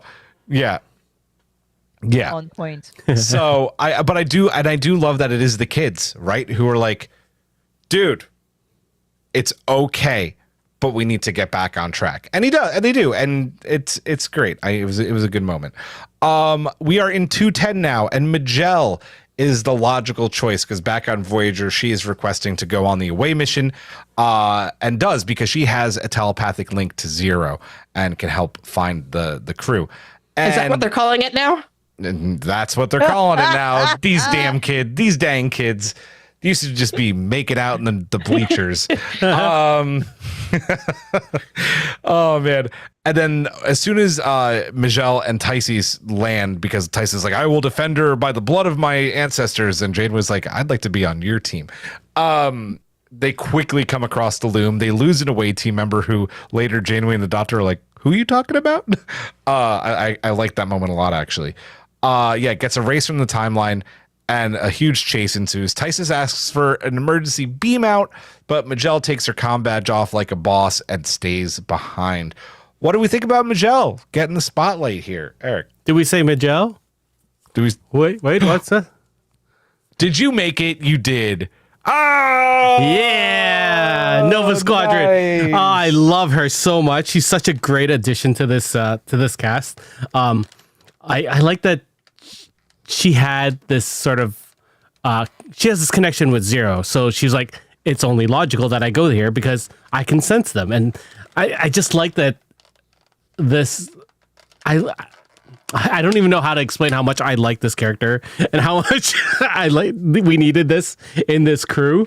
And the fact that they go down there and the loom ends up like erasing people from existence is both terrifying and amazing as a nerd, because I just like the possibilities of being one of the people that are left behind that remember these people that no one else does. Like that's terrifying and amazing all at the same time. And her throwing her comm badge, great moment. I loved it. Nice. Hawk?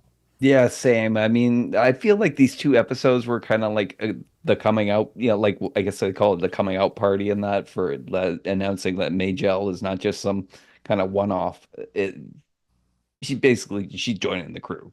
She's part of the crew of these kids now. They've always been such a tight circle in that, the 6 of them. Now it's like, she is definitely there. And yeah, like everything that she goes through in this episode and to get there, with her, because of her connection to Zero, going on this extremely dangerous mission in that. Yeah. And yes, that is terrifying, that prospect and that of being erased from time.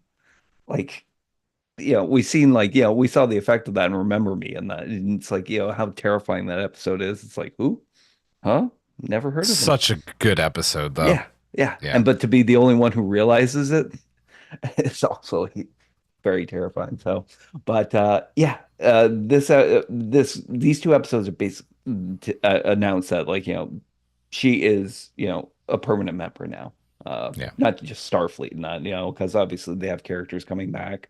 Like Janeway felt very much an integral part of it, but Majel, I think, going forward, if there's a season 3 and that, is now a member. Yeah. Nice. Traf?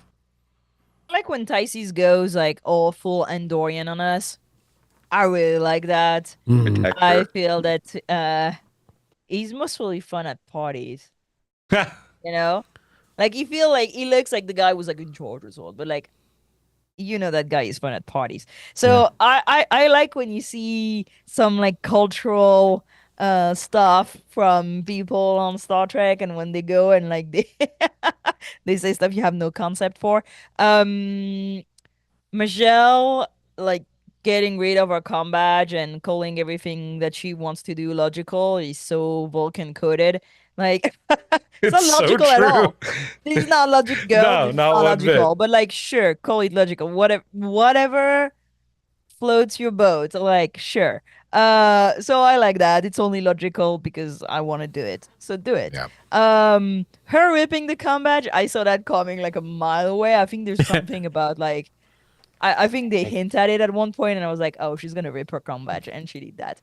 After that, yeah, I don't know. I was glad she was here. I think it's a good she has a good tension point later in the episode, but it felt like at that point it felt a little bit forced. Like I was like, oh, it's going to bring a conundrum. It's going to bring a dilemma. They're adding her there, so there can be these like question and like put Wesley in more stress. Stop stressing that guy. He's already like hanging by a thread.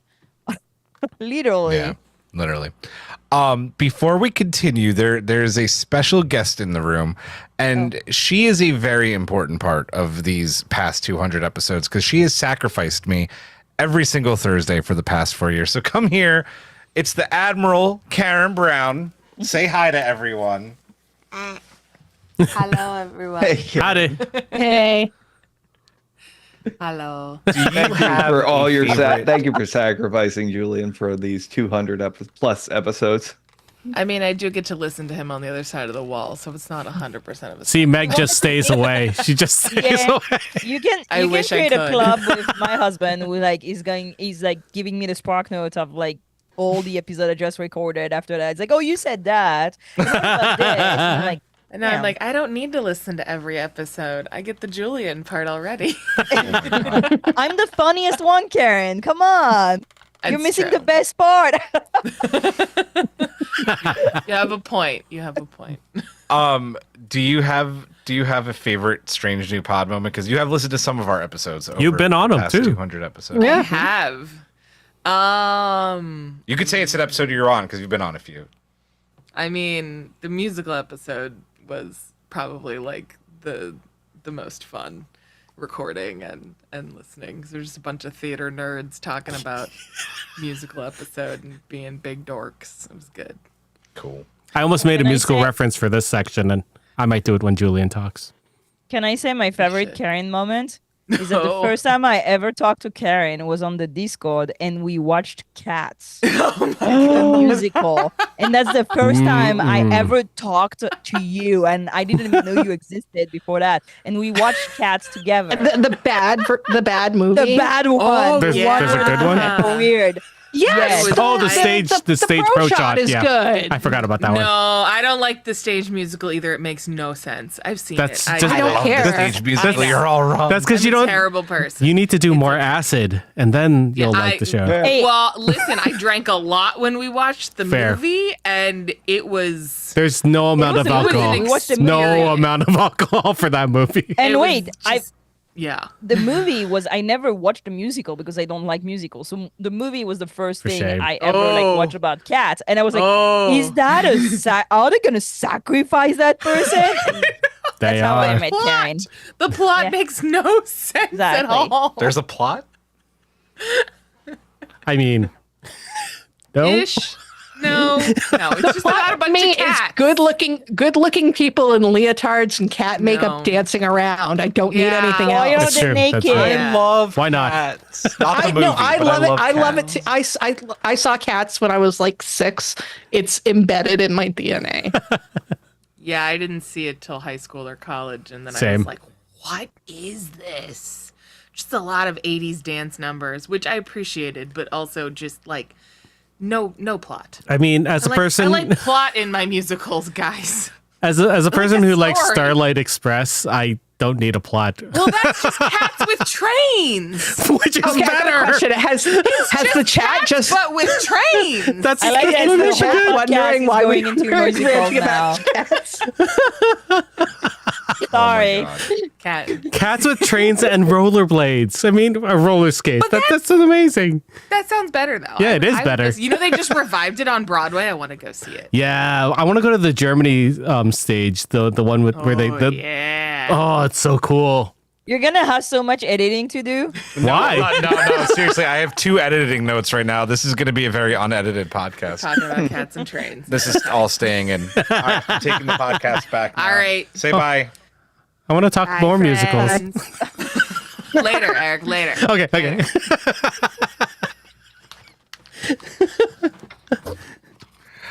Da na na na na na na na na na na na. So what we learned from this is that Eric and Karen are going to start a musicals podcast. So close to doing one. There was one. Me and my one friend almost started called Karaoke Bowl, where we would talk about musical songs. We would do a karaoke, and then we would go and do it, and then review ourselves. Because you have to drink while doing this karaoke. So. You do, Yeah, 100%. MC, we were at you with Michelle. Right. Yeah, so completely train of thought just gone. But I mean, I love the simple pleasures in life, and one of those simple pleasures is kick-ass Vulcan women who are into non-standard human people. So I love that they brought Majel into the main cast. And this was, I think it was Hawk who said that this was the absolute episode where that's like, yes, she is a main cast member. She is not just somebody who is playing a supporting role. And I really like that. I also like that she's a character that I can probably cosplay. I want to make that wig, which I could also probably use for doing Thundercats. I can't remember the Thundercats character. Chitara? No, not Chitara. It's the other. Wiley Kid and Wiley Cat? No, there's another one. Oh, it's gonna drive me crazy that I can't remember. She has the same hair as Majel. You're gonna make me actually look it up. Oh my god, I gotta look it up too. Yeah, I love Thundercats. Yeah, same. But I like that. Oh, here is the character. Humira. Oh yeah, yep, I see it now. It's a very similar hair. Yeah. But yes, and the scene of the loom actually getting to do what the loom does is pretty freaky, especially when like nobody remembers the poor ensign guy, who is wearing a red shirt, I believe. Mm-hmm. So that was freaky, and I like Tyce's like getting to like do some stuff. So yeah, no, this was just a good scene, and I'm still like really thrown off from talking about cats in the middle of this. So I'll just hand it over to Julian now. But just know that we're the only podcast that had an interruption about Prodigy to talk about cats. Because if you go find me another, I'll never record an episode again. Yeah, and also sorry, I dare you. No, I'm kidding. I love Tyce's, by the way. I think he's a great character, but I just absolutely adore Majel. Just such a cool, like, I love that, like, between the two animated shows, they've introduced two like strong, badass female Vulcan characters, and it's just so cool to see. When she throws that comm badge off, I'm just like, let's go. It's actually very Spock, right? Because Spock is always gonna like make like the sacrificial move and like go and do what's best for his crew, even though he always recites, the needs of the many outweigh the needs of the few and the one, but whatever. It was very Spock. But I mean, like, this is a very needs of the many outweigh the needs of the few, because Majel would be saving herself, but she feels she needs to go save the That's true. That's a rest of good them. point. That is a very good point. Yeah. So it was cool. And the loom are freaking terrifying. Yeah, I love it. There's something to be said about Tysus going back for guns and ships, right? Yeah. Yep. So the balance shifts. So For those that don't understand the reference, we're back on musicals because Daveed Diggs was in Hamilton. Well done, Eric. Way to bring it back to musicals. Jurass, like, I want to stop now. He's so good in Hamilton. He's so good in Hamilton. So we're on Wesley making bad decisions and Dahl being the voice of reason somehow. Michelle calls for assistance, right? Because she's about to get eaten by a loom. And Wesley's like, no, sorry, guys. Like, gonna lock her out. Can't save her. That would let the loom in. And Dahl's like, to hell with you. I'm pressing the button. We're letting her in. Thoughts on Wes being so quick to sacrifice someone here who actually later on he realizes is like super important to the whole thing. To be fair, he thought that he needed just these 6, and to have them be in any sort of danger was not worth it to him because he wanted to save this universe. And if the needs of the many outweigh the needs of the few or the one, which was this one person. That being said, I love that Dahl was this felt like a Riker moment for him where he was like, you know what? I'm going to do this because it's the right thing to do. And he does it. And it ends up becoming something really good for them later because they needed that 7th. So I liked it. I like that Wesley thought about the greater good, and I like that Dahl did his thing. Shows that he's a good first officer. Yeah. Yep. Hawk. It really kind of shows you like how far Wesley is from the kid that we knew in TNG and that to who he is now. Because like, way back in TNG, like I do remember Wesley like ended up being the one and he saved the Enterprise and the crew like a bunch of times. Like Naked Now, he was the one that actually came up with the solution in that when with the isolinear chips. He's like, what about Data? Clues. Yeah. Which one? Clues, the one where like there's time missing, is the one that figures out there's time missing because of these bacteria or something that were growing. Is it called Clues? I think it's called Clues. Clues, yes. I think, yeah. I think you're right. Yeah. It's been a bit. Well, yeah. we have Memory Alpha for that one too.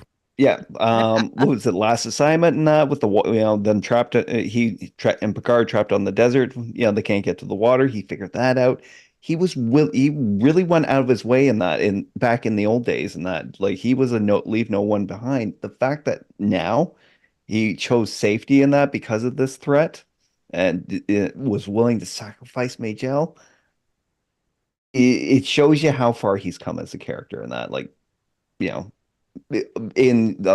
obviously brilliant in a lot of ways in that, in some ways, maybe not so. Yeah, definitely. Giraffe? You know what? He doesn't know Janeway's 3 rules. That's obvious. Like, Yeah. and also, poor Wesley was left behind on what was it? Injustice, you remember? Because he stepped on Flower. They were like, the kid's gonna die. Oh yeah, they were whatever." gonna kill him. Right? So I'm like, I get him. It's fine. It's like, again, he went through stuff. He saw stuff. But again, they needed like a tension point also in the story that they like would make like Dahl be able to also, consult and go. If they all just blindly follow Wesley that they just stumbled upon, by the way, they don't know the dude. And I think it's interesting because it's also introduced a notion of like suspicion and doubt about Wesley. Like until now, they were like blindly believing him out of nowhere, by the way. They don't know that. I mean, like, so who knows him? Who heard of him? Rock. Rock's like, Rock. oh, Yeah, like well, legends about on the Enterprise D. So, Yeah. Rock like knows of him for sure, but the rest is just a rando that acts weird and like has like magical stuff lying around. He saves them for sure, but I like the fact that he's not the exemplary person that they want to see in him, and I like the fact that it creates that tension, that a little bit of distance, because that's going to be important in the next episode. They follow Janeway. Janeway is the mom, not Wesley. Yeah. MC? Sorry to keep on bringing up Doctor Who, but they keep on bringing up Doctor Who. You'd mentioned at the beginning of the episode that you felt it was very David Tennant coded, and I thought it was Matt Smith coded. This is pure David Tennant. Yeah, he's always Pure very David quick to Tennant. sacrifice. Yeah. Yeah, no, I mean, I'm kind of just waiting for him to go. I'm sorry, I'm so sorry. You know, that very like David Tennant line. Like this whole thing. Like for those of you who have seen Doctor Who, imagine David Tennant in Wesley's place and Donna Noble in Doll's place. Like that is a Doctor Who scene. Oh my God, Like, that's so just- accurate. That's so It's- good. yeah. Because I'm actually pretty sure that scene might have happened at one Oh, point. 100%. Totally a Dr. Donna moment. Am I the Dr. only one who Donna. have not watched Doctor Who on that podcast? I watched a lot of it, but like the So new yes, series. I watched yeah, only the last season. yeah. I mean, we all knew that I was a huge Whovian. I mean, I've got a No, Doctor that Who you tattoo. I know, but like the other one, they're coming out of the woods like suddenly. I've watched. I just haven't watched the specials, and I haven't watched the new season. I've seen all of it. It's all They're good. so good. It's all good. You haven't seen all of it. You haven't seen all the classic, have you? Yeah. I watched that Oh as my a kid God, too. that's it even black more and than white? me. yeah. I've seen like some Tom Baker and some Peter Davison and some Sylvester McCoy. I've like seen one of every Doctor, but not like the whole thing. I So. grew up with the Baker, so you know. there's Okay. that. But as for the actual scene, instead of talking about Doctor Who, I mean, it makes sense.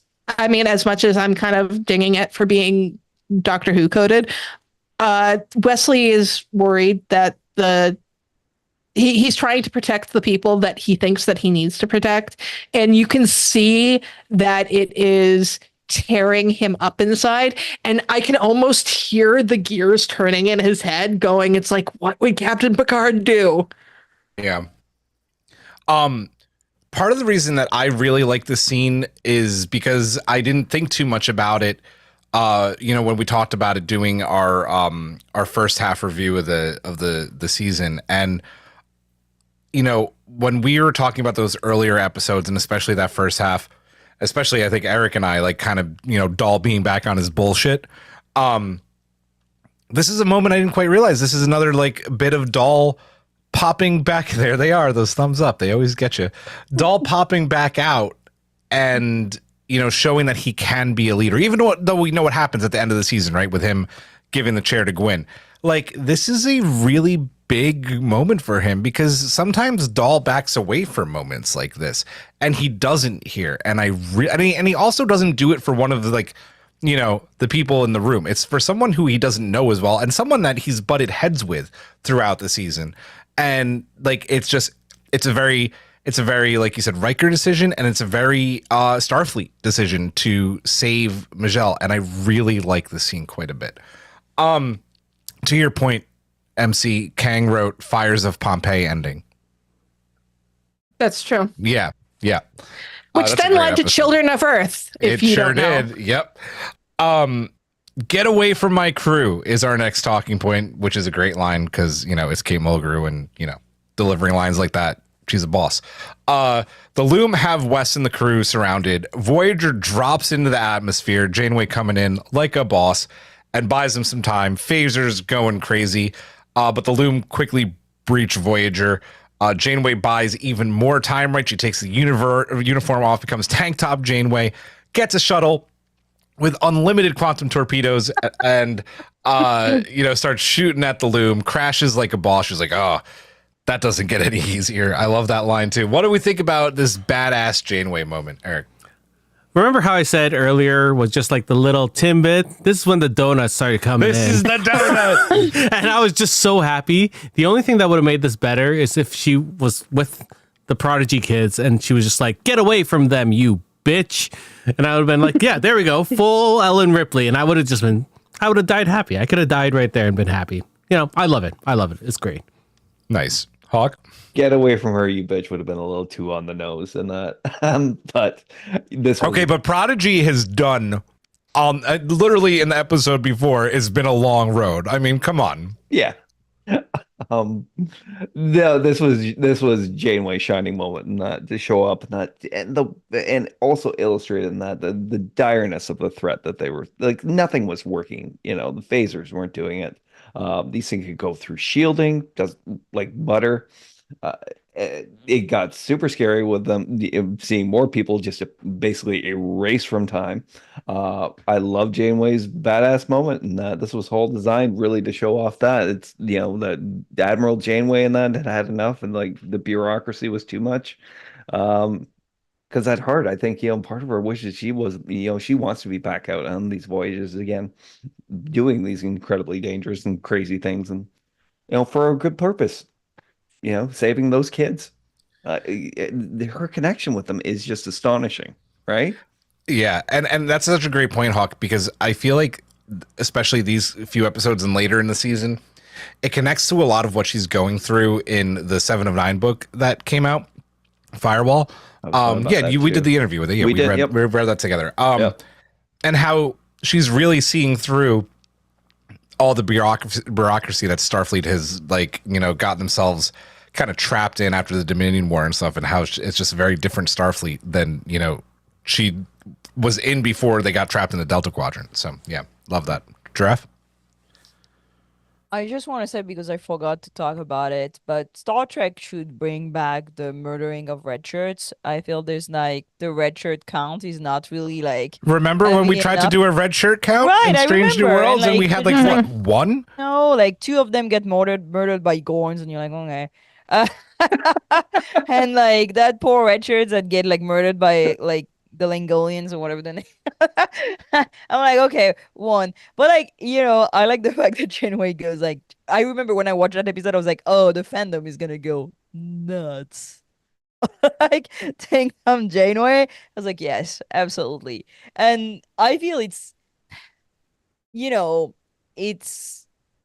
important when people watch Trek Prodigy and don't know about Star Trek. I think it really gives more layers to Janeway, as she is going to get her own hands dirty. She's gonna do the job herself, But also I feel that was for us.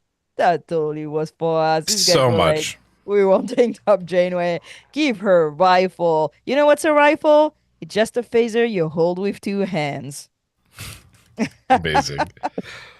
MC. I'm so gay for Tank Top Janeway. Everybody's gay for Tank Top Janeway. I mean, this is such a Janeway. Obviously, we're seeing Admiral Janeway in this season. Well, we only saw a little bit of her in season 1. Mostly it was hologram Janeway. And they are 2 distinct characters. The personality is different. And with Admiral Janeway, she is still the Janeway from Voyager. She does try to keep kind of a level of distance from the kids.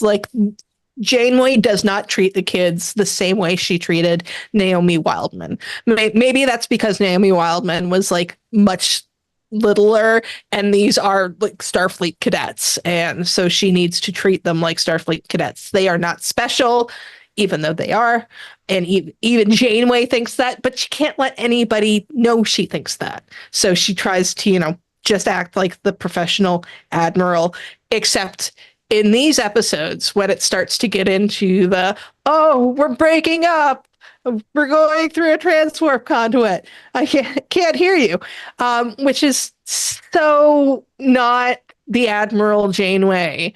And then this just shows that Captain Janeway from the 7 years on Voyager, this total badass, is still totally in there.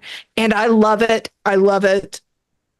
And I love that it's not just thrown in there for fan service, but this is kind of the Janeway we get for the rest of the season. She might put the uniform back on, but she's getting heavily involved in what goes on for the rest of the season, and is even willing to stand up to a traveler and, tell him to call his mother.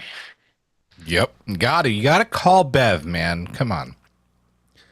I don't want to go off on what everybody else just said. The only thing I want to mention with this is you can tell how much fun Kate Mulgrew had, I think, recording these lines and doing these scenes, because I don't know, it comes through in the voice acting like so well, and I'm so thankful that we got this scene. It was everything I needed in my life and more.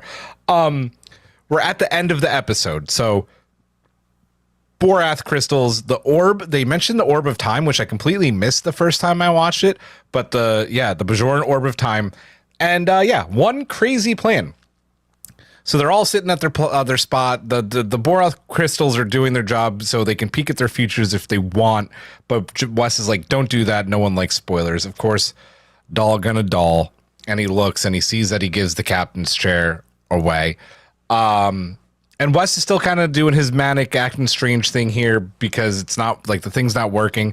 But that's when we realize also that Majel becomes like a member of the team. She's like the missing link to this whole thing, which is also a really cool moment. And then the portal opens and Janeway comes in and meets Wesley Crusher the first time, and just like, honestly, I kind of loved it. Did not take like any of his bullshit, and was like, all right, you're still just a kid to me. I'm the admiral. This is my, I'm in charge now. But Wes like actually was like, you just need to trust the Time Lordy process here. Meanwhile, they go through and the kids land on a mysterious planet and find a beached protostar and old man Chakotay. Thoughts on the closing moments of this episode, Eric? When Wes said, spoilers, no one likes spoilers, part of me was like, is River Song gonna just show up and say something? And I was like, God damn it, whatever, it doesn't matter. Dal looking into and seeing his future and seeing something he didn't like really made me think, oh God, is he gonna go back to his bullshit? And it really worried me at this point. I was, just because he had grown even in these last two episodes so much. Majel being an official member of the team, yeah, we've seen that. Wes still acting strange, that's just him in this. At this point, I just accepted that he's going to be a doctor in this series, and I'm fine with that. He also had an amazing like final scene in this episode when he did the space-time thought thing, and he did like that boom thing, and it looked really cool. I thought it was a really cool moment. I thought that was the end of it for him, to be honest. So I was like, that's a really cool way to go on. Maybe we'll see him again one day.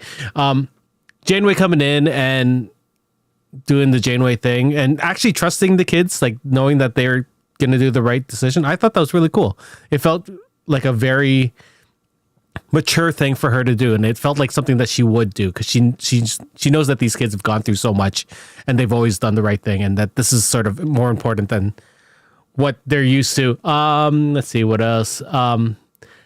Them landing on a beach planet and seeing Chakotay, it was such a good, I assume if this was airing on cable, like a good mid-season finale like moment. Like, oh, it totally was, right? Like, yeah. not planning to have this released all at once. Yeah, exactly. So, I mean, it's still not aired in Canada. Who knows? Oh, what if they do this on Space? They'll probably do weekly, and this would be a great. Like, I can't imagine people haven't pirated this, but some foul people. Yeah. But yeah, I thought, VPNs. What are those? I don't know. I thought this was a really cool ending for the first half of the season, and it really pumped me up for the second half, except for the Dal, bullshit. Yeah. Hawk. It's the same. Like, this was a great way of going out for this 2-episode arc, and that it seemed very fast, and yet there was so much that was happening in it. Yes, of course Dal was going to peak. It's like he was told not to, and that, but Dal, Dals. He just does things. And sometimes it works out, sometimes it doesn't. Like, he saw a vision that he did not like. That not necessarily that he gave up the captain's chair in that, but he came to a realization that he wasn't meant for it.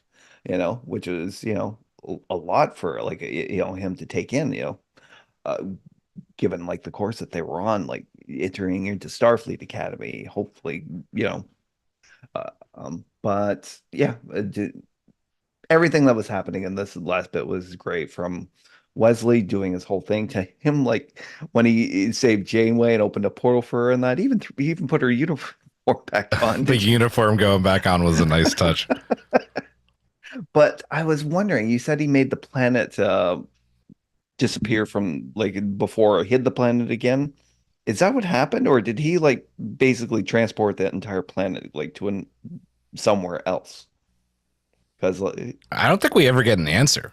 I remember at the end of the episode, Janeway asked for a full broadband spectrum analysis and that, and they can't find anything of the planet anymore. I'm thinking Wesley did something like crazy big with it, and He moved brought it to the Gallifrey Kelvin to a different universe. place. He moved Gallifrey Right. elsewhere. yeah. That's just But he certainly had gotten his confidence back at that point after that misstep where Dell had to save Majel. Because whatever he did, it was pretty big and spectacular.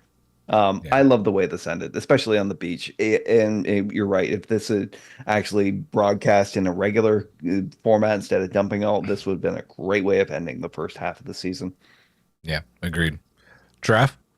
Yeah, I'm the no spoiler thing is just crack me up. Like, you don't tell people not to look. They're gonna look. Like, you tell me don't look, I'm 1000% gonna look. You know when they started like blurring images on social media, being like, I'm double. I'm looking. Yeah. I'm looking. I need to know.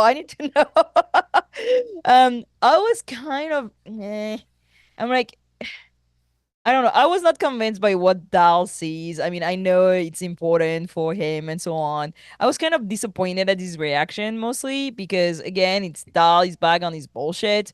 He knows he should not be the captain. He grew past that, and well, he's back at it the first half of the season. For me, the first half of the season when I watched it first was kind of, I don't know, the pace was weird for me. It was taking a long time. I didn't know where we were going. And, I was like, well, but like, when did we get to Chakotay? Because I've been watching that show to know what Chakotay is doing. And then finally, 9 and 10, like, kicked up the gear, and really drove us into the conversation, into the plot. And the end of episode 10, I was like, yes. The thing that is terrible is that right after that, a millisecond after, I watched episode 11, and I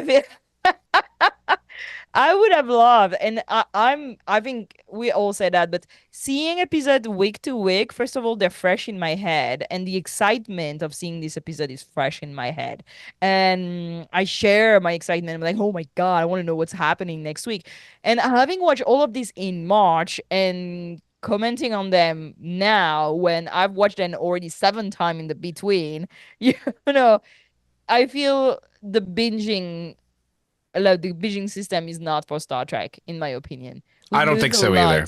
We lose a lot of like the puzzling and the conversation, because I love podcasting because we get to converse about like what is happening next, and that end of the episode 10 was so absolutely fantastic, and that cliffhanger was kind of ruined by the fact that we all just directly went and watched episode 11, which is a bit sad, but was also It is, but it's so good. 11 is so good.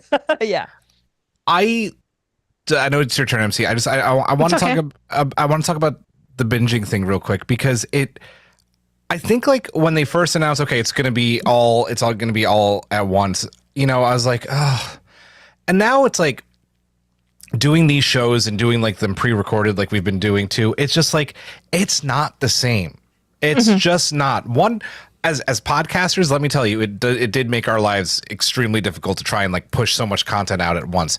And then like, listen, this is not a complaint. I'm not upset about it. I'm not mad. But like, this goes into like us being podcasters as well. Like our numbers are down because there's just no hype. Everybody's watched it. Then everybody's doing other things for the summer. There's not that hype like Giraffe saying about a new episode every Thursday. Like. And the cliffhangers, like imagine if Star Wars TV did the binge model. Those series would not be as special as they are as well. So yeah, it still stings a little bit to have had this all released at once. what sucks is that Netflix does do week and week releases. Yes. And and what's worse is that my kids used to love coming home from school and being like, let's go watch the new episode of Prodigy. Yeah. Like they didn't do that. We just sat and watched it one weekend and they're like, okay, well, when's the next one out? I'm like, Oh, it's gonna be a while, child. It's gonna be a while. Yeah. So yeah. Yeah. It just Yeah, and I feel like it's been absolutely proven, like with charts and stuff, that the binging model does not work for maintaining interest. Like you have like this small bump, like for like maybe a week or two after something comes out, maybe a month for something like a Stranger Things or whatever. And then after that, it absolutely craters because people rush to see it the first weekend it comes out because nobody wants to get spoiled. Exactly. And there's no conversing about anything that's going on. And yes, for us as podcasters, it is very hard because like we spent so much time like trying to sort out how are we going to actually like coordinate everything. And at this point, like, I mean, I'm sorry, I love talking about Prodigy, but I saw these episodes months ago at this point, right? yeah. Yeah. And so I feel so like, I mean, I do like rewatch the episode. Like I rewatched it today. But I feel so emotionally disconnected from it compared to what we usually do when we have screeners. And it's like, I'll watch it like the Monday that before the episode comes out, and then I'll rewatch it on the Thursday. That I'm still in like the same emotional headspace, but this, I've already processed the entire series. Yeah. Yeah. No, it's a great point. Yeah. Would you like me to Jim- keep going yeah, on to please. Okay. Yes. But for the end of the episode, like my main thing is more about me being super gay for Janeway. And that is, I love how Janeway deals with Wesley. And that is, Janeway deals with Wesley like he is an AWOL Starfleet officer. Which he is. Yes. And it is so wonderful. And she keeps that up throughout the rest of the series. Like she does not care that he is like this interdimensional, almost godlike being. It's like, no, you are a Starfleet officer. I and know you your are going mother. I know your mother. Yeah. Yeah. You're going to do what I say. But at the same time, Wesley saying it's like, it's not up to us, in terms of it being up to the kids as to whether or not they go, because it is, because they are just cadets. They're not even actual cadets yet. They're cadet hopefuls, right? Yeah. Warrant officers. Yeah. Yep. Yeah. So technically they can go with, Janeway They can do can't whatever stop the them fuck from they going. want. Yeah. Yeah. I just want to talk about the final shot, because Prodigy at times has been, kind of compared to the Goonies, and the final shot of this episode I think is so Goonies, right? Like they finally get to the mystery, right? And they see the pirate ship, right? They see the protostar, and then the shot of Chakotay looking into the sun and smiling. I have to piggyback off Draft said, because I was so pissed off at the beginning of the season where they just dropped Chakotay. And I'm like, wasn't the whole point of this to get to Chakotay? So when Chakotay finally shows back up, I'm like, fucking finally, we are back on track. Like Chakotay is what I am a Chakotay stan for some reason. I can't tell you why, but I've just always liked Chakotay and Voyager. So there was not enough Chakotay in the first half of this season. So then to see him like that, it's not just Goonies, it's that old man Logan shot. He's very much, as we get into the next episode, old man Chakotay. He's bitter, he's angry, he maybe wants to, keep these kids stranded on a planet. I like it, and I love this shot. The animation was gorgeous. It was, it was amazing. I loved it. He's their one-eyed Willie. He is their one-eyed. Yeah. Damn, now I want to watch Goonies. I hate Goonies after this. No. I love Amy's Goonies. talking about how I watched she the doesn't like Goonies when I was 25 for the first time, and believe me, it's good you watch it only as kid. Oh, I've seen it since. I've seen it. No, I know, love it. like you retain like a thing because you associate it like as like childhood stuff, but Yeah. I had never watched it. I had no concept of the Goonies. Like I didn't know what it was, and my husband was like, "You need to watch the Goonies," and I was like, It's very wet. It's a lot of water. It's a lot of water. Not the It is. movie. It's That's true. a lot wet. of water all the Yeah. time. And yeah, I Fair. Sure. Amy's talking about in the chat how she doesn't like Chakotay, but this show helped a little bit. I think a few people have said that before, that like this show maybe changed their minds about Chakotay a little bit. I don't like Chakotay. That's okay. You don't have to like Chakotay. He's a good archaeologist. He's like, that's the only thing. He's a legit archaeologist. Yeah, he actually knows what to do. He's the only one Yeah. that doesn't do bullshit in Starfleet about archaeology. So Yep. respect. Yep. Big up. I like that Chakotay on Prodigy would be really easy to recast. Yes. Okay, you remember when like the whole thing went down with Robert Beltran? Mhm. And I think Hawk was with me because we both watched Solar Opposites, and Solar Opposites are just such a great way to deal Dan with Stevens. a cast member that was problematic. And I was like, you just do the same thing. Ask Mike McMahon. Just ask him. He'll help you. The Just Yeah. do It the was so same perfect. thing. So perfect. It's just my voice now. I'm so like, if I go back and watch the older episodes, I'm so weirded out that it's not Dan Stevens being Corvo. You're right. Mm. Yeah. That's funny. I have a British accent now. This was so Even in my funny. memories. That's the way chronotons work. Final thoughts on this episode. We will go in the reverse order. These, I guess, 2 episodes. MC. These are definitely like game-changing episodes, and as has been said, you could definitely tell that these were supposed to be a mid-season finale. And I'm muted. Am I You're he- muted. We can hear you. I thought it was muted. Okay. Cool. It's the end of the podcast. We're like, No, for Hoping you for can- some reason it said yeah, anyways. Yeah, you could definitely tell that this is supposed to be a mid-season finale. Wesley appearing, while I have complained about the way he is portrayed, I was so thrilled to see him and could definitely understand why Draft wanted me to get to episode 9. And these were just My guys, very took you so long. entertaining. These were very entertaining episodes. I did not So take that rude. long, Giraffe. So long. Oh my god. Months. It's Months, been because I don't- 84 years. We could only I get them don't at one speak point. I don't speak enough French to like actually watch like whatever. have Just real Jennifer quick. Murrow in the Yes, chat, I one of the wanna say writers on hi. Prodigy. Hello, welcome to the Hello. chat. It is good to have you. Draft. Final thoughts on this one. I think it was a great season ending. I was so hyped for the 2 episodes. I remember watching them on my laptop in the corner of my bed and being, oh my god. Yeah, everything was great. We didn't talk about the music, but the music was fantastic also. Nami. Oh my Nami. god. Always. Nami. Always. Yeah, that was a fantastic mid-season ending, and the 2 next episodes are also incredible, and the 2 next also. So, the It just whole like second half we've of the talked about season. this. The second half of the season is just straight fire. Hawk.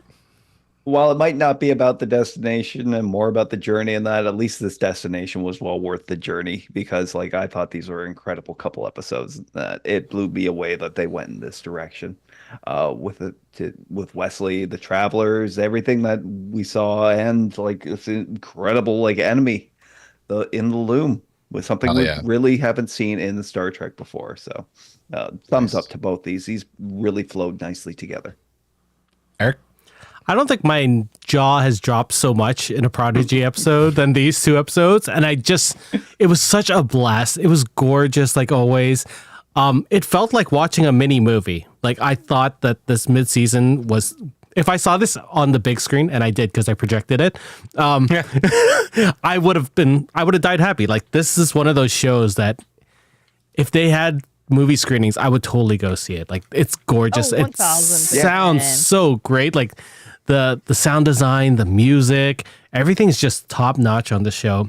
And this mid-season finale was bonkers and was lovely.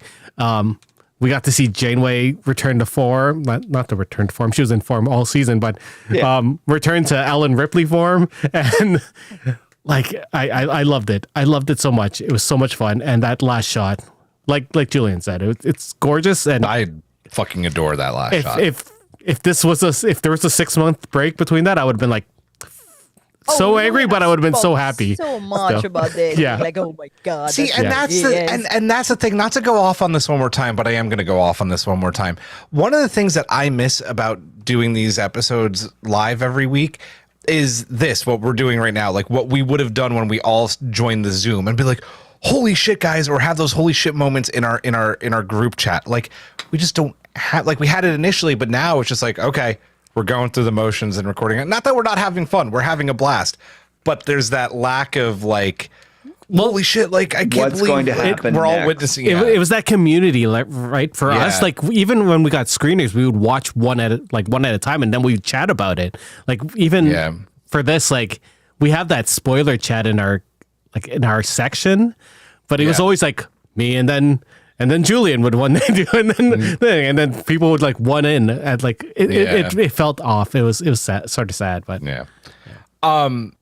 yeah, I just have to say, like, I love these episodes. One, because anytime a starship enters orbit and starts firing phasers and we get quantum torpedoes, I'm just a very happy camper. I'm a ship guy, always will be, always have been. And I'm especially a ship guy when it's Janeway and the Cher firing quantum torpedoes, because she does it like no other. She likes firing torpedoes, like she really does. I think more than any Starfleet captain, and I'm here for that. We would all love to do that if We would, like just right? Like, press, like well, that's why the Millennium Falcon ride at Disneyland is so freaking cool, because you get to press the button. Stressful. It was kind of stressful. And I just love that these two episodes are the gateway to what most of us have already said, into, I think, some of the best 10 Star Trek episodes ever made, like in the back 10, how it's that gateway. So just a fantastic way to go into those. Anything else? Good. Let's get very quickly to the subspace to poll and mailbag. Who wants to take the to poll? Eric's got it. Go ahead. He's got it. we asked Trek Twitter what they thought about the Devourer of All Things Part 1 and Part 2, and this is what they had to say. 78% said Tank Top Janeway. Damn, it's right. 14% said crushing it. 8% said Doctor Who. And 0% said Quantum Torpedo. I'm fine that I'm glad that we finally have a 0 in the, because no one got hurt apparently. This is good. This is always good. So if Eric did that, then it's on to you, Hawk. Can you take NY Raleight's mailbag, please? Sure. NY Raleigh wrote that it's hard to top The Bride of Chaotica table read. It was even better than one of Beverly Crusher's productions. As for Wesley, as for Wesley, it's about time he got some respect, but I'll skip the mango juice. Mango juice is delicious. Mango juice is delicious. I don't know what people are talking about. Draft, can you take Troubles, please? Yes. That's Yes. Yes. Mars Road. No. sorry. 200th episode, it still doesn't have it. Travel Road. I think my favorite memory is hearing my name mentioned on the podcast during the live 2-week episode. Julian getting super excited to see me in there made it really special because it was my first ever time listening or watching Strange New Pod. It gave the courage to want to interact more, which has led to countless friends, memories, and stickers. These past almost 8 months of online and in real life shenanigans has truly shown me what it means to have a found family in Starfleet. As for the episode, give me all the Wesley Crusher weirdness. Love it. And MC, can you take Mars's, please? Mars wrote, I haven't been listening since the beginning, but I have listened from the beginning. As I binged episodes, I formed a kinship, listening to topics I too had feelings about. Then joining the Discord, I gained friends and ended up at a great con with Giraffe. Something that happened during the show that has stood out to me was when y'all interviewed Bonnie Gordon. She was asked how she got into voiceover, and she dropped my cousin's name. I had the biggest smile on my face as many facets of my life collided. I got to tell her that when I met her this year. Thanks for all of it, Strange New Pod. Hey, I was thank there you. when that happened. Oh, that's awesome. Yes, Bonnie is also the best. That is right, Amy. Bonnie is legend. I guess it's up to me. K-Dubs. K-Dubs wrote, that's Chris Waterman, one of our EPs. Personally, it was the first time I heard my name as an executive producer of the podcast. To tie it together, it would be the Found Family podcast, as you all have become my found family. Oh, thank you, Chris. Eric, take us home with Tara's, please. Tara wrote, my favorite memory has to be when I got to participate in the live table read for MC's Lower Deck spec script. That was so much fun, and I felt so privileged to be chosen. Also, my Voyager wall is now immortalized on YouTube. But then again, I'm so flattered that was chosen. My table read for my episode. That's so great. But then again, seeing Julian and MC's faces when we finally got to give them the custom plates at Trek Long Island, that might beat out the table read. Thank you, Gentle Giant and Trouble. for recording. Finally, not a memory per se, but I just want to express my gratitude to Strangely Pod for creating an environment that has allowed me to make so many great friends. Special shout out to my con husband, Matt. Con husbands. Con husband, okay. Tara, we might have to fight over con husband because we shared a room at Vegas, so he's my con husband now too. Poly negotiations. Yeah, we got a poly thing going on. It works. It's fine. By the way, if people haven't seen it, I just put it on the video, but I will put it. This is the plate people are talking about. It is amazing. I need to send out plates. I got do need to send super plates to ADHD about not sending plates out to All right. people. They are amazing. By the I way, have something for you, MC. So if you send me the plate, I'll send you the thing. oh, I like it. Prisoner exchange. By the way, Prisoner we have exchange. a very small amount of plates, stickers. Okay. If you would like one, DM me and I will send you one. Very limited amount. So like literally Free. first come, first serve and free. And I want to thank, oh no, there's more than 3. There's like 5 or 6. So, listen, it's late. We went long, 200th episode. Of course we were going to, no one is shocked. But we're going to go to bed now, which means, next week we're doing live again. Live is fun. It's so much more fun. Yes. We love the chat. We love interacting with you guys. We will be doing another double episode. So that'll be the last flight of the Protostar parts 1 and 2 next Thursday, 9:30 p.m. Eastern time. Giraffe was going to say something. No, just moving your mic. Next week is the premiere of Beetlejuice also. It is. I can't wait. That movie is going to be epic. So that is going to do it for this one. Thank you all for sharing your memories, your favorite moments. It means a lot. Here's to 200 more. I think we will get to 400. No, Dress like, no more podcasts. No, 400 is going to happen. So, for Giraffe, for Hawk, for MC, for Eric, I am Julian. Live long and prosper. Majram, Sarcastic Vulcan salute. Good night.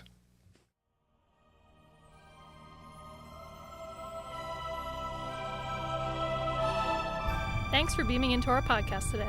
If you want to keep the hailing frequencies open, you can subscribe on Apple and Google Podcasts, YouTube, and Spotify. Like what you hear? Put in a good word with Starfleet and leave us a 5-star review.